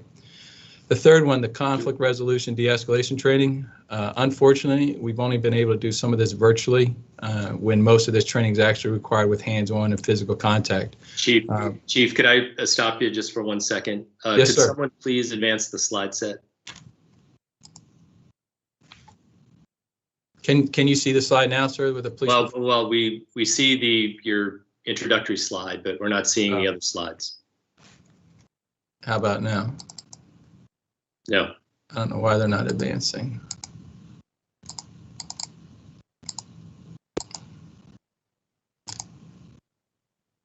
No change? No change. Or not on my screen anyway. How about now? There you go. Okay, good. Sorry about that, sir. No problem. Yeah, so the third one of the de-escalation training, due to COVID, we can't accomplish most of this training because of the restrictions and the PPE we would have to wear. So hopefully we will pick this back up in the fall of this year. But as of now, we've only done it virtually. We are not able to do it physically. The next one is ethical training and peer support. Much like the officer performance evaluation, this is the second group that's really made some great accomplishments. We sent numerous officers. Well, first we identified a team that's comprised of sworn officers as well as civilians.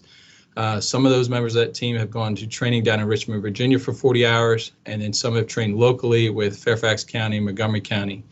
This group is in the process of finalizing a general order and will hopefully be up and officially sometime in March or April. In the meantime, we are working with our local healthcare provider through our benefits section and offering additional training, also with the IACP offering additional training. So this group has made some serious progress, and I'm very pleased to see how this group has manifested over the last 6 months. And the next one is recruitment and retention. This one's made good progress as well. We partnered with HR and actually have a third-party firm that's assisting us with the recruitment efforts. This continues to be a challenge across the law enforcement profession. We do have a number of vacancies right now. We're hovering a little over 10%, and we hope this will make more progress as we go on. One of the challenges is the efforts. We're doing everything virtually. We're not attending job fairs like we used to. We're using online type opportunities to do this, and we hope to make more progress with that in the future. We have updated our webpage, which hopefully I'll be able to share my screen and show you some of the updates we've made there. Next is the Internal Oversight and Investigations Bureau. We formed this bureau back in July of last year, shortly after some of the issues that were raised by the DC City Council. We continue to make improvement here as well. On our webpage, we have a community engagement website now that shows some of the outreach efforts that we have taken on. A couple of them include some things we did around the holidays, where we adopted 6 different families throughout the NCR, provided them gifts and monetary stuff for the holidays. We did create the new position, the community engagement officer position. That job has since closed. We are reviewing resumes, and we should start the interviews the early part of March, and hopefully have that person on board by the early part of April. I have met personally with the school chancellor of the District of Columbia, as well as the deputy mayor of education. We had a meeting again last night to talk about kids returning to school and what that will look like. Making progress there as well, but until some of those things happen, we're doing everything virtually, and we're doing outreach events at some of our stations and key locations where those opportunities exist. And the other thing I just want to touch on is the policy management solution. We did hire a third-party firm to help us with updating some of those key general orders and policies. It is making progress, a little slower than we'd like, but it is moving forward in a positive direction. And then the last thing is, which I'll try to share with you now, is the webpage that we have updated. Let's see if I can move this over here. Can you see the webpage, sir? Oh, yeah. I lost it. Sorry about that. I don't know why I'm having difficulty there. There we go. So here you can see this is what our new landing page looks like. We have the community engagement. All the folders on the left show you where the things we can do. Key general orders that are online now, our crime statistic, crime prevention. So our web page is improving each and every day. And then eventually the landing page, or the recruitment landing page, will change as well, which will be here. So one of the things the board, or not the board, but the public asked for is more transparency. And that's what you can see here. When you touch on the community engagement tab, you'll see different things. When you touch on the general orders, you'll see key general orders that are posted for the general public, bike registration, all kinds of things that you can do and reach out to the MTPD. And then finally, we'll continue to make board updates accordingly as warranted. And I'll be more than happy to take any questions you or anybody else has, sir.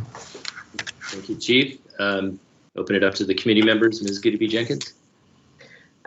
Chief, I just want to say thank you for your leadership to date. You've really taken the charge in trying to ensure that MTPD continues to do the best that it can in this season and time, especially given the places in which we're seeing police and the struggles attached to it, even as it relates to some of the most recent incidents within the metro system. You all continue to try to show what the professionalism can look like. And I just want to thank you for your leadership on that. I also want to name that we recognize that there were tensions in the past, and the fact that you are proactively trying to address those issues really speaks to this moment in time. And I just want to say thank you for what you've done to date. I don't have any comments other than to just ask that you continue to push and really thinking about how we engage community proactively. I also am encouraged by the work that you've been able to do with the superintendent's office, with DC, and trying to ensure that we're connecting with the young people, recognizing that that's a group in which we have seen in the past the area of opportunity to strengthen relationships. So thank you for your leadership to date. Thank you for your team. We recognize that the notion of being able to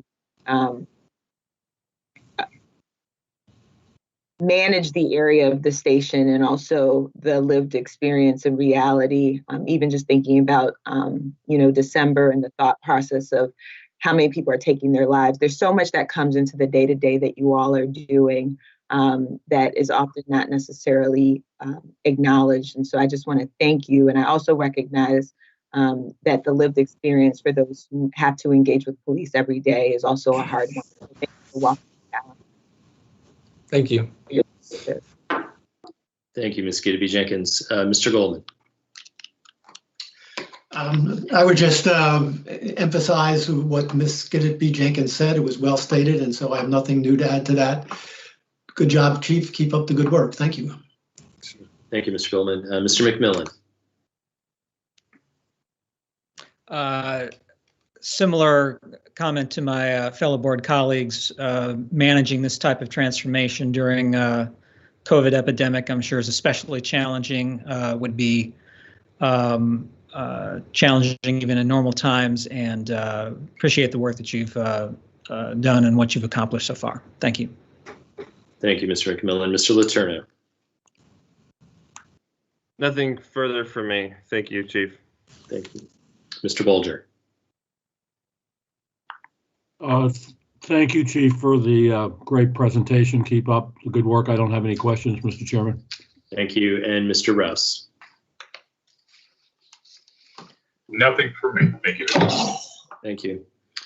Okay, thank you, Chief. And I too very much appreciate your work and would like to add my name to Ms. Gideby Jenkins' comments. I mean, I think this has really come a long way, and appreciate all the efforts that you and your team have put in on this program. So appreciate that. Since there's no further business to come before the committee, we will stand adjourned. We will now begin the Board of Directors meeting momentarily. Ms. Ellison, do we want to take just a couple minutes in transition here? That's your prerogative. If you'd like to take a moment or two, we can. Yeah, or we're ready to go. A minute or two just to, get ready for the board meeting. Okay. We can return in about 2 minutes then. Yep.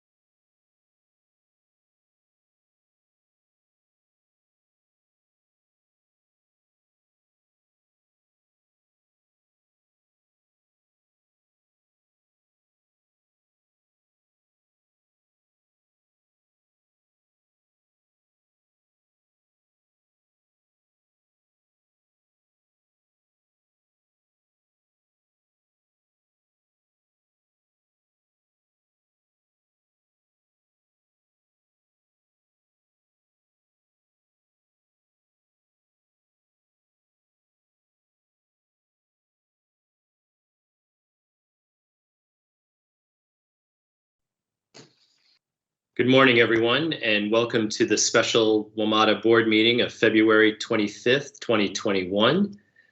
Thank you for being here. Now I'll ask the board corporate secretary, Ms. Ellison, to call the roll. Ms. Ellison. Chair Smedberg, Present. Vice Chair Gideby-Jenkins, Present. Vice Chair Goldman, Present. Director McMillan, Here. Director Letourneau, Present. Alternate Director Bulger, Present. Director Slater, and Alternate Director Routh. Present. Mr. Chairman, you have a quorum. Thank you, Ms. Ellison.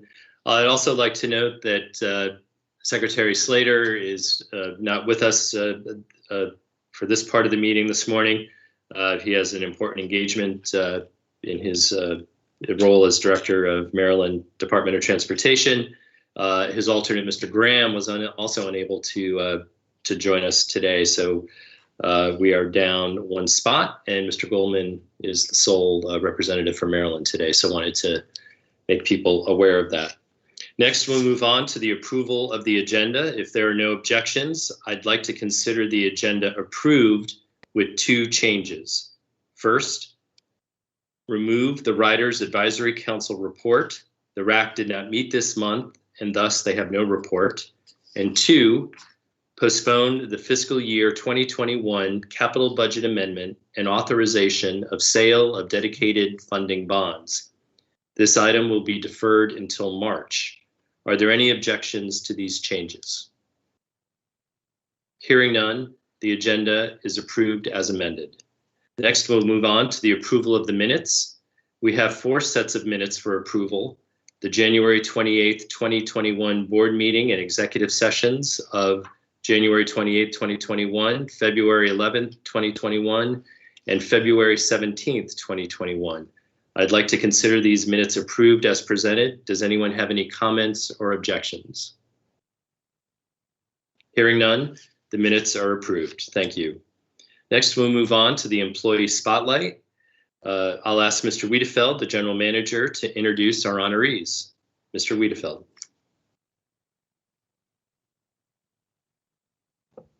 Good morning, Mr. Chairman and members of the board. Today, I'm pleased to recognize 3 Metro employees who helped save the life of a coworker who experienced a medical emergency while on duty. Our 3 honorees are Mr. Ibise, Mr. Fay, and Mr. Gamfak.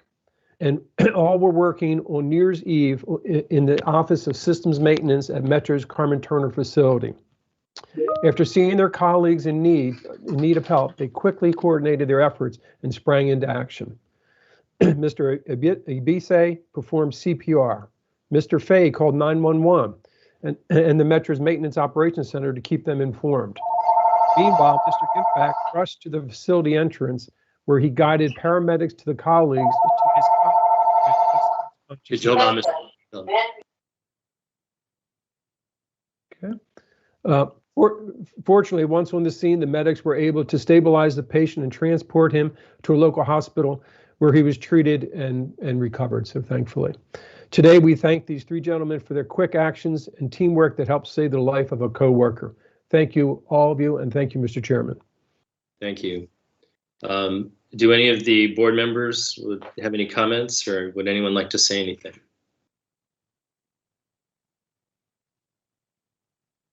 I just want to echo my appreciation to the team for just being able to step in and step up. I feel like the day-to-day of what it means during this moment in time is hard. And so we appreciate your leadership. You all are the system. You all are the day-to-day that ensures that the system works for all of us. So we just want to thank you for everything that you've done to date. Yeah, I agree. It says so much about you as individuals and as a team coming together for your coworker during these trying times. So very much appreciated. Is there anyone else? All right, thank you. Thank you. Mr. Fay, would you like to make some comments? Yeah, would you, anyone? Yeah, Mr. Fay, I see you leaning forward there. Yes, sir. This recognition by the authority and its board is a true measure and testimony of Metro's nature, culture, character, and is serious business about safety and saving lives. And we sincerely thank you, WMATA family. Thank you, Mr. Fay. Very nice. Is there anyone else? Mr. Gumfak, I see you're here but muted. Or Mr. Abise? All right, well, thank you for joining us this morning, and a well-deserved recognition. Thank you again. Okay, next, thank you, Mr. Weefeld. Next, we'll move on to our public comment and advisory board reports. Now for the public comment and the advisory committee report. First, we will hear from customers and stakeholders who submitted comments to the board. Jamie, please roll the video.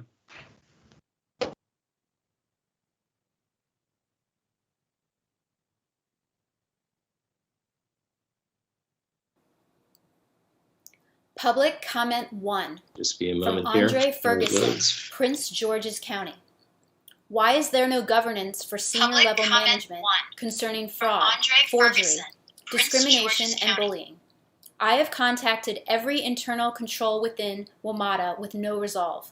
I have even spoken with C-level management who have said they would resolve these types of matters and respond back to me, and have received no response except retaliation, bullying, and wrongdoing by senior level management.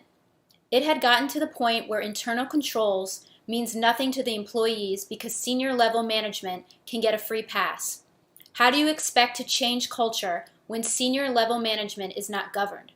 We recently had a meeting with the GM to discuss racial biases, which is a start. However, while training and awareness is good, you still have to resolve the current issues that have been created, instead letting them fester. Can someone answer this for me, because all I am receiving is cover-up and avoidance.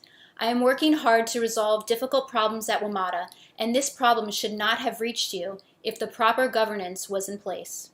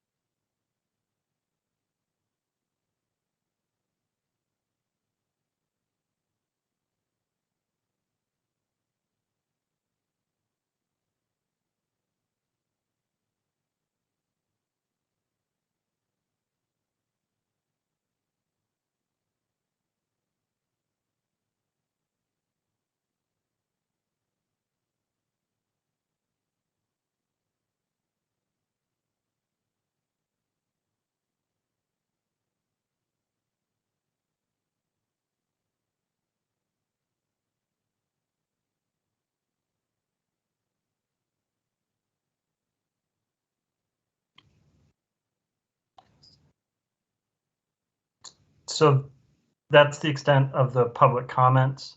We'll post them online. It sounds like there was an issue with the audio.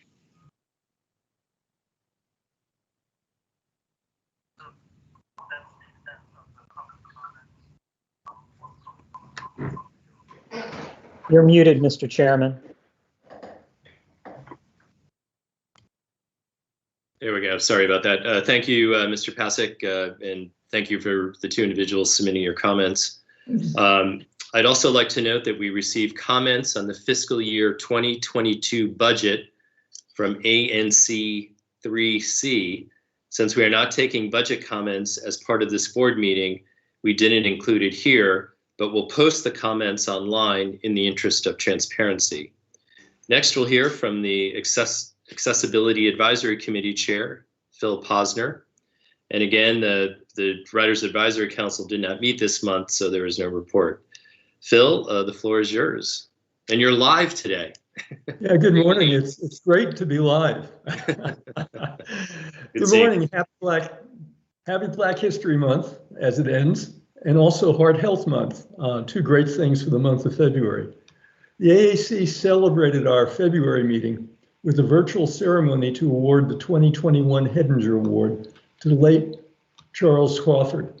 The award's named in honor of former AAC Chair Richard Hedinger for his lifelong commitment to accessible public transportation and his tireless devotion to providing access for all citizens of the Washington metropolitan area. Mr. Crawford earned this honor through his work with AFA and the AAC, as well as various groups in Montgomery County and local and national organizations for the blind. Unfortunately, Charlie died before he could receive the award, but more than 50 of his friends and colleagues were able to join his wife and the AAC for the virtual ceremony. It was a great event. After the ceremony, we proceeded to have updates on the progress being made on web booking, online meeting materials, and fare collection for Metro Access. The web booking and fare collection were later more fully addressed at the Metro Access Subcommittee. The following week at the Bus Rail Subcommittee meeting, we received information about the Spring 2021 Metro Improvement Project. We were impressed by the progress of the work on platform structure and the PIDS update, where input was consistently sought and used. This was particularly good. The PIDS people come on a regular basis. They show us what they're doing. They test it with the blind community and with deaf community, and their response has been wonderful. On the other hand, we were extremely disappointed that none of our suggestions for the platform shelters were implemented. You'll probably remember we presented motions to the board and staff numerous times over recent years, asking that benches be adjusted to a usable height for both tall and short patrons. We requested arm supports or hand grabs that could be used by elderly and clinically weak people to rise from the current low benches. Most recently, we requested this during last year's projects along the blue and yellow lines. There has been no explanation as to why these amenities for the elderly and disabled were not implemented. I just point to the board and ask how many of you have a hard time getting up from a low couch or have sat on those benches at the station and had a difficult time getting up. And that's all we're asking, is that we either put lift adjustments so people can push off or pull up or raise the bench a little bit. The current reduction in service with long waits between trains and buses makes it more important for people to be able to use these benches. We hope that the new benches can be modified to make them usable for the senior and disabled community as well as all riders. The Metro Access Subcommittee continued discussion about web booking and fare collection, as well as progress in acquiring the new Metro Access passenger vans, which basically the RFP has just been posted on their website today, which is great. It's moving forward. The important thing was we discussed lessons learned from the problems that arose from previous van and sedan purchases. Since WMATA contracts with post-market upgrade professionals to get the vehicles ready for effective use, we hope that vehicles that could not be upgraded would not be purchased. These lessons were learned from the purchase of unibody constructed vans the last time, which could not be modified for wheelchair placement, seat height, legroom, or headroom. And the most recent purchase of sedans, which did not have rear doors that open 90 degrees for wheelchair transfer. Mr. Blake has worked diligently with the committee to try to get this worked out, and hopefully this next purchase will move to a point where everything will work fine. We further received information about the proposed upgrade to real-time GPS data. We discussed the possibility that future capital budgets might include projects for implementing wayfinding for bus, rail, and metro access. It's interesting in that there's an ongoing project that's moving along very well for bus and rail on wayfinding measures, which is important for the disability community and all riders. I mean, anybody that has gotten lost at Gallery Place will understand wayfinding is important. Something new has come up for low vision customers, and that is an app called AIRA, A-I-R-A. And that's a system where a cell phone can connect to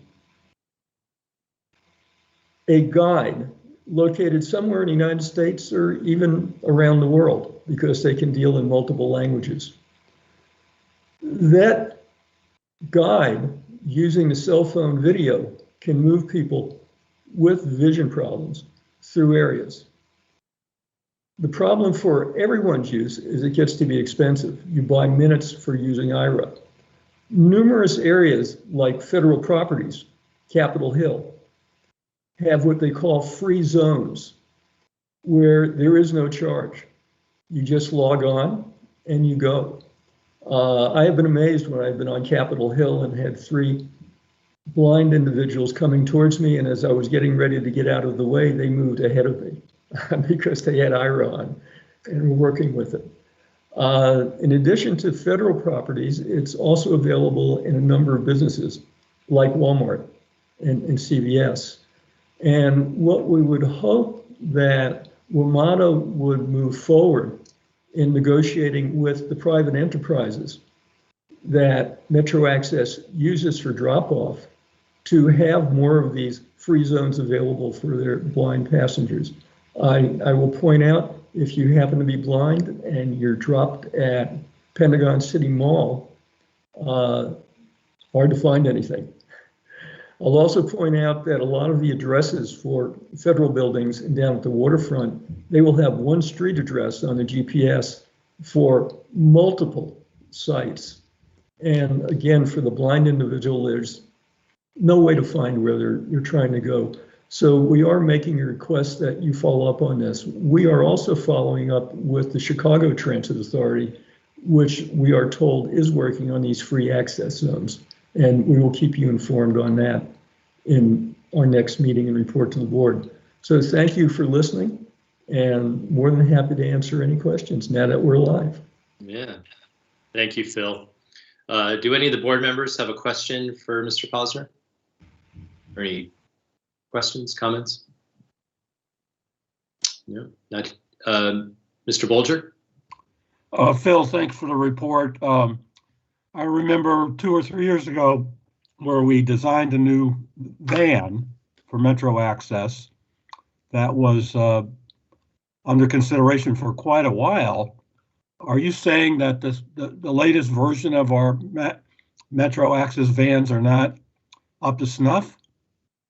Well, there was a major problem when they first arrived, and you've heard all of the complaints from the committee. The steps getting in were too small. The door did not open 90 degrees, and it was very narrow. The headroom was very low.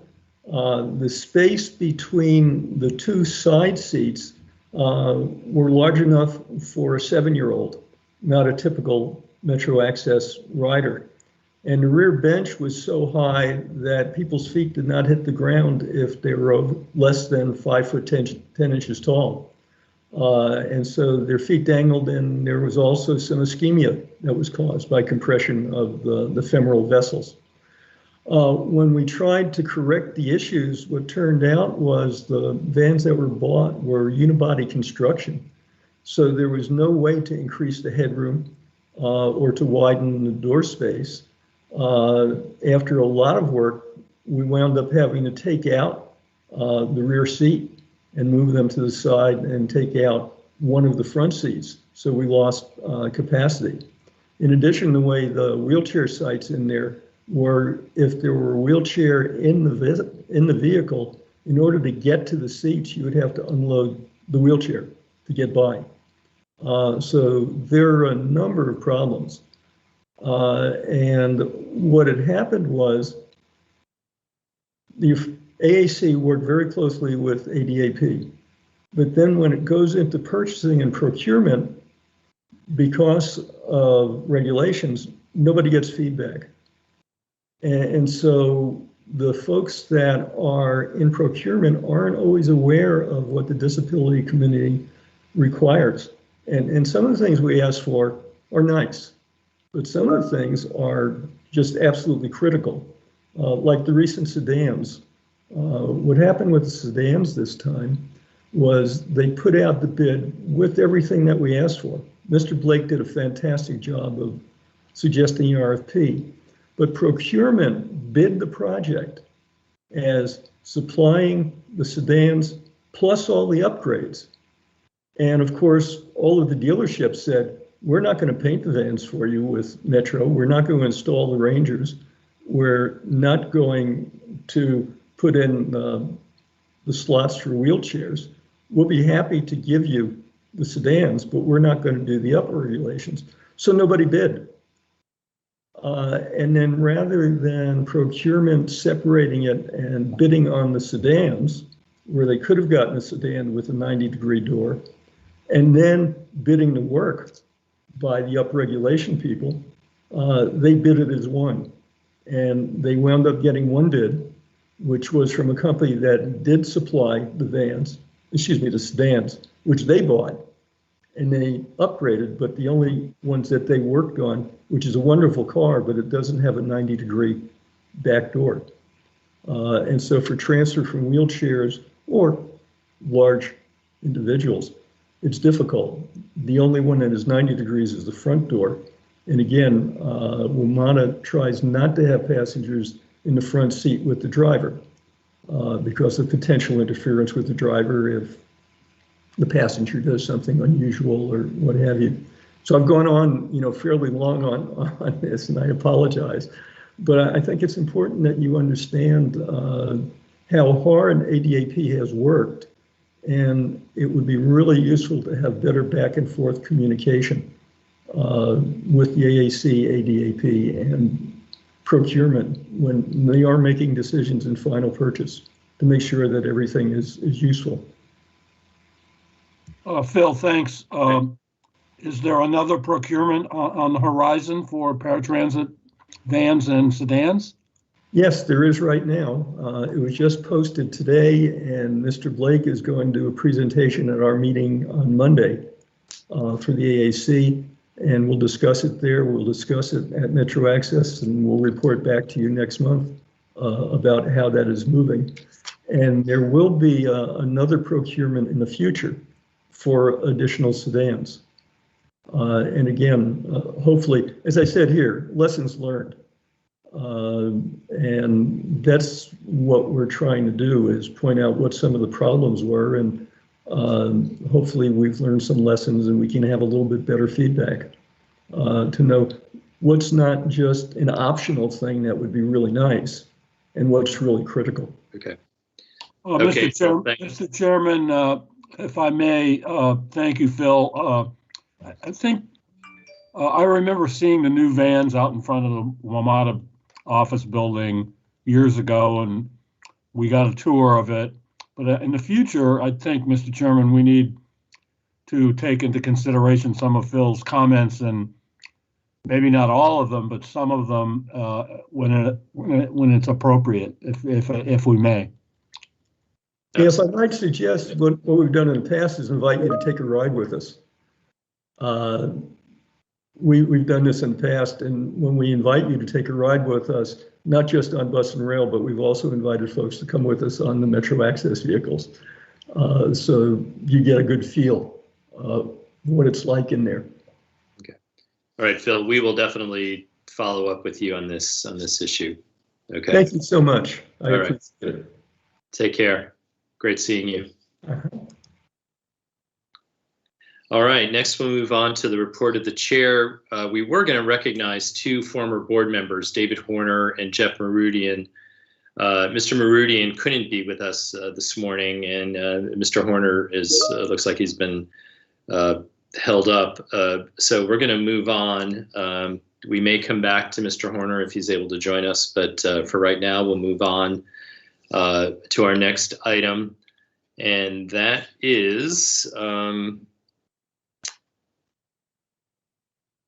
let's see, sorry about this, folks, flipping the page here. Page 6, missing page 6, I'm sorry, folks. Okay, a lot on the topic here. So next we're going to seek one amendment to the Metropolitan Transit Police Department Investigations Review Panel chapter to establish a chair and a vice chair, as well as a leadership rotation process.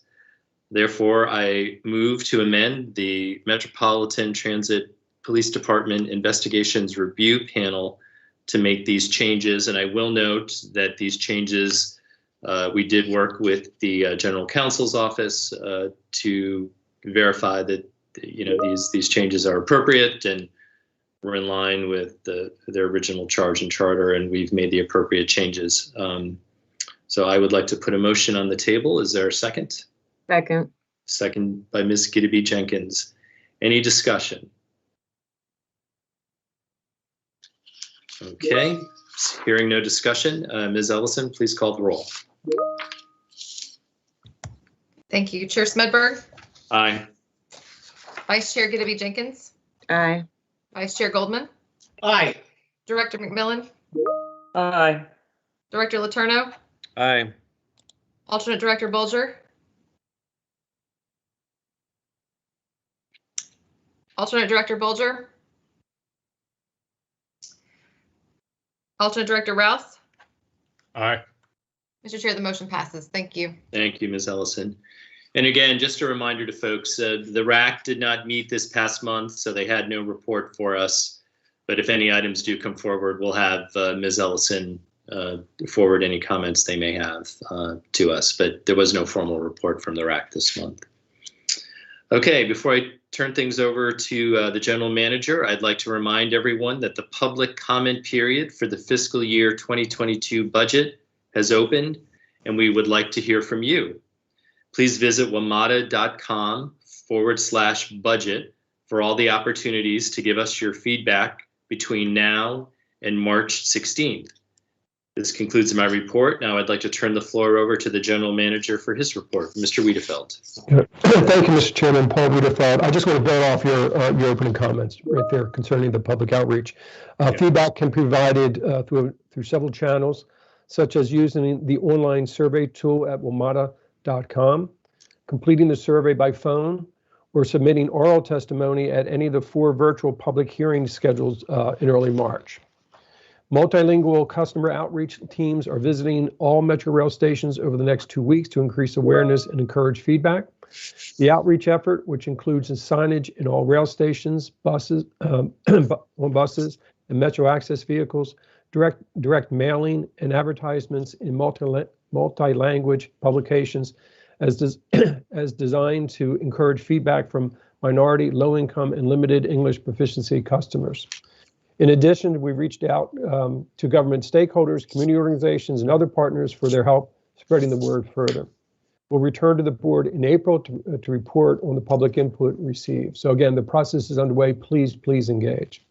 Let me now turn to recent capital project milestones. Despite the impact of the pandemic, our capital project teams have successfully advanced several critical investments from the fiscal year 21 budget. 11 stations have been completed under the Platform Improvement Project, with reconstruction now underway at Addison Road and Arlington Cemetery stations. Since President's Weekend, when the 2 stations closed, crews have made great progress demolishing the existing concrete platforms. As we've seen in the completed stations, the end result will be safer platforms with new non-slip tiles and customer experience improvements like larger, more visible next train signs. Under another contract set to begin in May, 130 escalators at 32 stations across the region will be completely replaced. This continues our aggressive decades-long program to replace and restore the oldest and least reliable escalators in the Metro Rail system. And this contract advances the Metro's equity initiatives, with almost a quarter of the total contract going to small, minority, and disadvantaged businesses. Lastly, I'm pleased to report that the signal modernization work at Alexandria Yard is being completed ahead of schedule. The project team has replaced all major components of the signal system in the rail yard, including switches, signals, track circuits, and signal control rooms. The project team made substantial progress during the 10-day Blue Line shutdown in late December and early January, as well as the weekend shutdowns that took place over the past several months. While additional work may be necessary to close out the project, the 3 remaining weekend shutdowns scheduled through March 14th are no longer needed. While much of the work took place behind the scenes and away from riders, that does not diminish its importance, These signal upgrades will help deliver improved safety, reliability, on-time performance for years to come. And then just one final comment, as was brought up at the executive committee earlier, the recent audit that was completed by the OIG and his contractor reported another clean audit for I believe, the 5th year in a row. And I just wanted to thank Dennis Anasiki, the CFO, and his entire team for their work, and particularly during the pandemic, to work with them to get them all the materials that they needed. And as you know, Dennis has been very busy with our budget issues, as we discussed earlier, but to continue to put a focus on making sure that those audits come out clean is a testament to his professionalism. So thank you so much.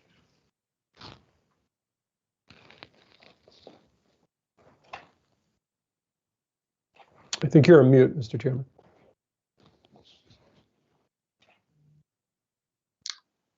Sorry, someone muted me. Mr.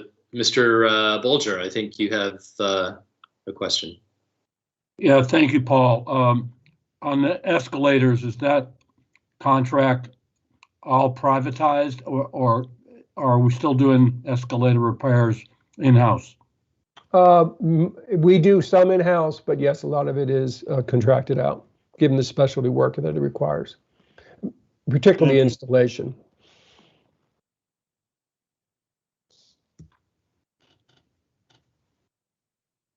Is that good, Mr. Bolger? Yeah, that's fine. Thank you. Okay, thank you. Anyone else? All right, thank you, Mr. Wiedefeld. Mr. Horner, you've been able to join us. I have, Mr. Chairman. It's nice to see you. Nice to see you too. Good morning. Thank you for being here. Well, as for everyone else, like I said earlier, we'll be recognizing the few of the outgoing board members, but the one we'll be honoring or recognizing this morning is Mr. Horner. And I'd like to move approval of the following condemnation. Whereas David Horner has faithfully represented the federal government on the Metro Board of Directors since July 2017, and whereas Mr. Horner served on both Metro's Executive Committee and its Safety and Operations Committee, and whereas Mr. Horner previously served on Metro's Administration and Business and Oversight Committees, which provided oversight for Metro's internal business operations during a time of transition. And whereas Mr. Horner was a strong advocate for innovative business practices to improve Metro's efficiency in service delivery and to refine Metro's focus on its core mission.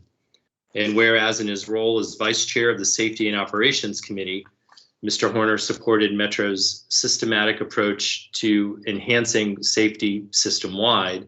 Now, therefore, be it resolved that the Metro Board of Directors offers its sincere gratitude to David Horner for his service and leadership as a member of the WMATA Board of Directors, and be it further resolved that the WMATA Board of Directors commends David Horner for his dedication to providing the best service for WMATA's customers in the region. Is there a second? Second from Mr. McMillan. I think I heard a unanimous second there. Any discussion? First, Mr. McMillan, I'll turn it over to you. Yes, thank you. David, I just want to say how much I've enjoyed this journey with you. We joined the board together almost 4 years ago, sharing the load in looking out for the interests of the federal taxpayer. And I've appreciated the insight and experience you've brought to the role. And more importantly, I have really enjoyed becoming your friend as well as colleague over these past few years. So thank you and congratulations for your service. Thank you, Steve. It's mutual. Thank you very much. Thank you, Mr. McMillan. Mr. Rouse. Yeah, first, David, it's good to see you again. And, you know, being an alternate on the WMATA board is always an interesting life experience, but you always made this role feel less isolated and certainly kept me engaged. And so thank you for that. You know, the time and commitment required for this is just substantial. And, you know, I certainly have an appreciation for that, having to fill in for these past few months for you. And, you know, I wish it was something more we could do for you and everybody who serves on this board, more than just a resolution, but certainly know that, you know, the work is appreciated, even though it may not always be recognized how much time you've probably put into this. it certainly is appreciated, and we thank you for it. And I'll miss many of our conversations, not only at the board meetings, but outside of WMATA as well. And I certainly wish you well in your future endeavors, and hope that our paths cross many times in the future. Thank you, Devin. Likewise, very much appreciated. Thank you. Is there anyone else who'd like to say a few words? Mr. Goldman. Thank you. I would just echo what Mr. McMillan said, and to just expand on that a little bit. While David and I didn't have an alignment of interests as we started out on the WMATA board, we come from different perspectives and have different interests that we are concerned about. I've learned to appreciate his expertise and his insights over the last couple years, the expertise resulting from his experience as an FTA chief counsel, and his insights resulting from his knowledge of finance, from his experience with public-private partnerships. And so I just regret that he couldn't participate more fully on the WMATA board due to an unfortunate appearance of conflict resulting from a client of his law firm, which prevented him from really contributing to the work of WMATA over the last 2 years on some issues that are very critical to the authority. And so I appreciate his work. I appreciate his intelligence. I appreciate his service and his experience. And I look forward to staying in touch with him as we move on into the future. Thank you. Thank you, David. Indeed, Mike, thank you very much indeed. And again, the fondness is mutual. It's been a genuine pleasure to work with you. I want to echo my. Let's not get too fond about this. No, Stephanie. I want to echo the comments that have been made, especially as someone who has come on newly to the board. Appreciated just your insight and your outreach over the few months that I had been here that overlapped with your time. And so just thank you for your service as well. On behalf of both the district, but also the region as well. Thank you for offering many different ways to think about how we solve the challenges for the agency. Thank you, Stephanie. My compliments to you, likewise, in all respects. Yeah. Is there anyone else? Mr. Chairman, if I may. Tom Bolger, I see your hand raised. I'm sorry, Tom. David, we've known each other a long time, and it was great that our paths crossed on the Metro board. I'm going to miss your recusals, your recusals, which were out of control most of the time you were on the board. But I appreciate you doing that as opposed to not recusing yourself. So good luck in Richmond. Thank you. Thank you very much indeed, Tom. And I hope our paths cross again soon. Likewise, it's always a pleasure. Mr. Letourneau. Yeah, Mr. Chairman, Mr. Horner, you've been a really interesting colleague. Always appreciated your insights, your candidness, discussions on financial matters in particular. And I've also relatively new member, only been on a little over a year now, but I really did enjoy the time we had together. Thank you, and did I also. So keep the faith. Hello. Mr. Wiedefeld. Yes, David, I just wanted to thank you. You have always treated me and the entire staff with the greatest respect. You challenged us, which is the role that you played, and I think that is excellent to do. I think you made us better by doing that. So I just wanted to thank you for your time and effort, and for also some of the counsel you've given me, in private conversations. So thank you so much. Yeah, absolutely, Paul. Thank you very much indeed. You're a great leader of this organization.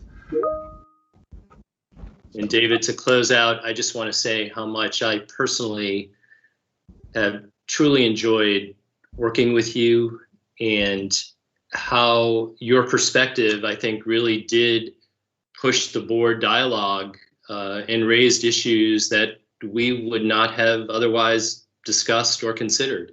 And I think it was really important at many key times. And I'm not sure how many people appreciated that, but I certainly did. And your expertise and intelligence and approach to things, I think your guidance for us on legal matters when we were going through a very challenging time and a time of change, not only for the organization, but for the board. It was invaluable to me personally and to others I know, and the board as a whole and the organization. So I really do appreciate that. Appreciated your guidance and your thoughts on various issues over the years, and I've truly enjoyed our interactions. And so I really sincerely thank you so much.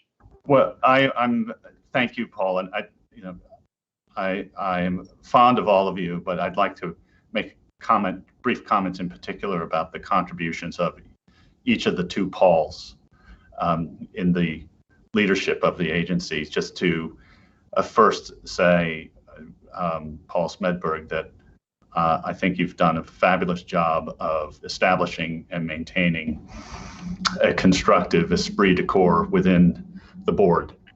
And it's an invaluable asset of the organization that the board, under your leadership, has found ways to collaborate and maintain lines of communication within the board continuously open.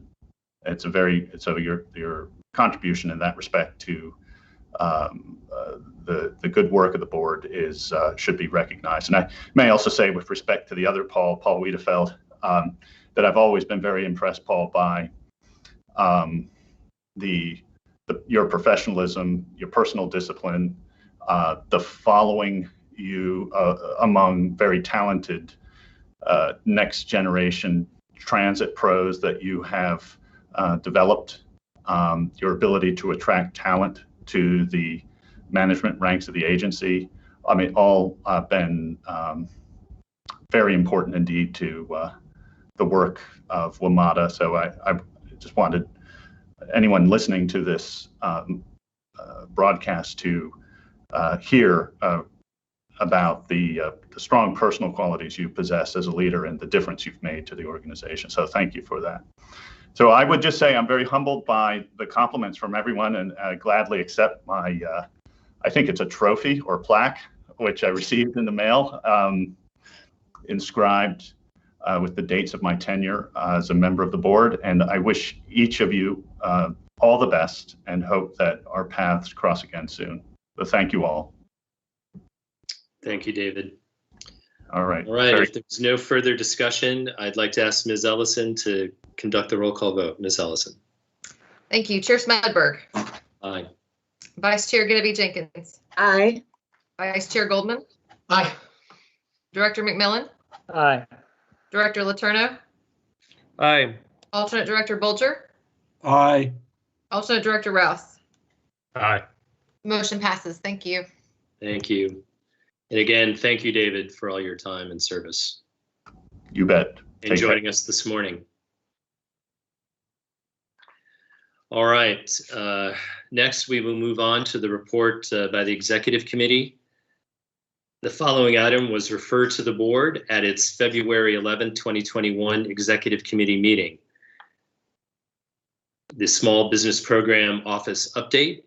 Staff sought to replace the Small Business and Local Preference Program with Women and Minority Business Enterprise Program for all non-federally funded activities.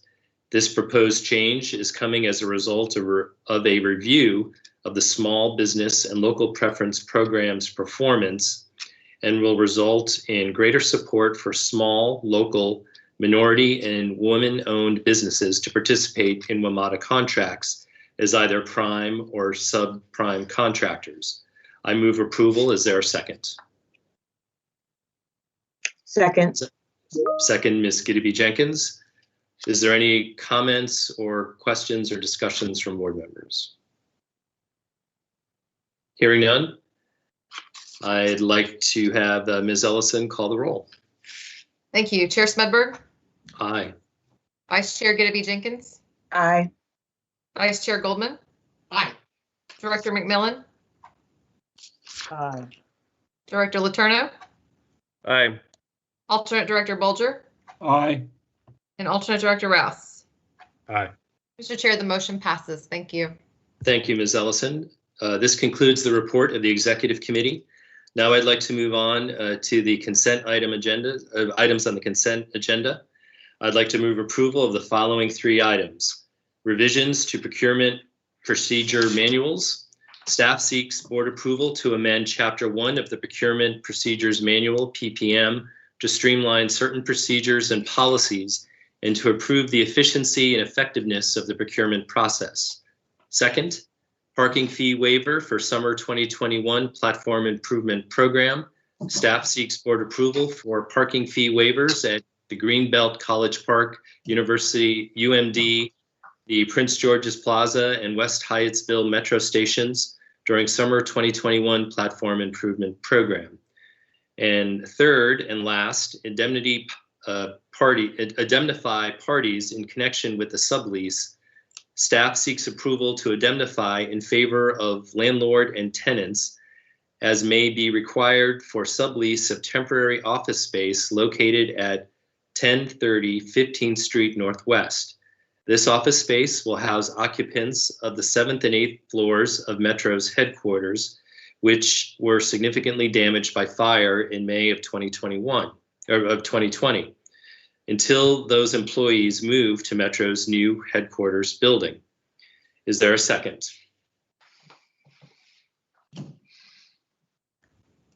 Second, Mr. Chairman. Seconded by Mr. Goldman. All right, we have a motion and a second. Ms. Ellison, please call the roll. Chair Smedberg? Aye. Vice Chair Gideby Jenkins? Aye. Vice Chair Goldman? Aye. Director McMillan? Aye. Director Letourneau? Aye. Alternate Director Bulger? Aye. Alternate Director Rouse? Aye. Mr. Chair, the motion passes. Thank you. Thank you, Ms. Ellison. Now we'll move on to the reports by the jurisdictions. I personally don't have anything to report from NVTC. Mr. Letourneau, anything to highlight on your end? I don't think so, Mr. Chairman. Yeah. Okay, thank you. Ms. Gideby Jenkins, the District of Columbia. No updates at this time. Thank you. Thank you. Mr. Goldman, WSTC. Yes, 2 matters to report on. First, the WSTC, the Washington Suburban Transit Commission, held its public forum on February 16th. We had very good attendance online from people participating virtually. I want to especially thank Tom Webster from the authority for participating and making a presentation on WMATA's FY22 operating and capital budget, which was very helpful for members of the commission as well as people participating online to gain an understanding of that and to frame their questions. Second of all, I just wanted to expand upon Secretary Slater's absence. The Secretary was participating in a meeting this morning as well of another Maryland authority, which has in fact jurisdiction and funding over the new American Legion Bridge between Maryland and Virginia, so that while he was not engaged in transit activities, he still was engaged in a transportation matter of great interest to residents of the Washington, D.C. metropolitan area, and especially those in Maryland and Virginia who have to make that crossing on a sometimes daily basis. Thank you. Thank you, Mr. Goldman. And Mr. McMillan, the federal government. No report. Thank you. Okay, thank you. With no further business to come before the board, we will stand adjourned and we'll move to executive session. In accordance with the bylaws, I, Paul Smedberg, request that the board of directors convene an executive session to discuss the following matters pursuant to Article 2, Paragraph 9, subsections A, budgetary matters that may affect legal positions, WMATA contracts, or sensitive relationships with local jurisdictions and the federal government, and C, personnel or labor issues, including discussions of labor contracts and labor negotiations, consideration or interviews of candidates for employment, and the assignment, appointment, promotion, performance, demotion, or resignation of individuals, and D, contractual or other matters involving confidential or proprietary concerns, or the investment of public funds where discussion in public would adversely affect the financial interest of WMATA, and F, safety and security matters where premature release would compromise public safety. Is there a second? Second, Mr. Chairman. Seconded by Mr. Letourneau. All in favor? Aye. Any opposed? The ayes have it. Thank you. We will now convene in executive session. Thank you, everyone, for joining us this morning.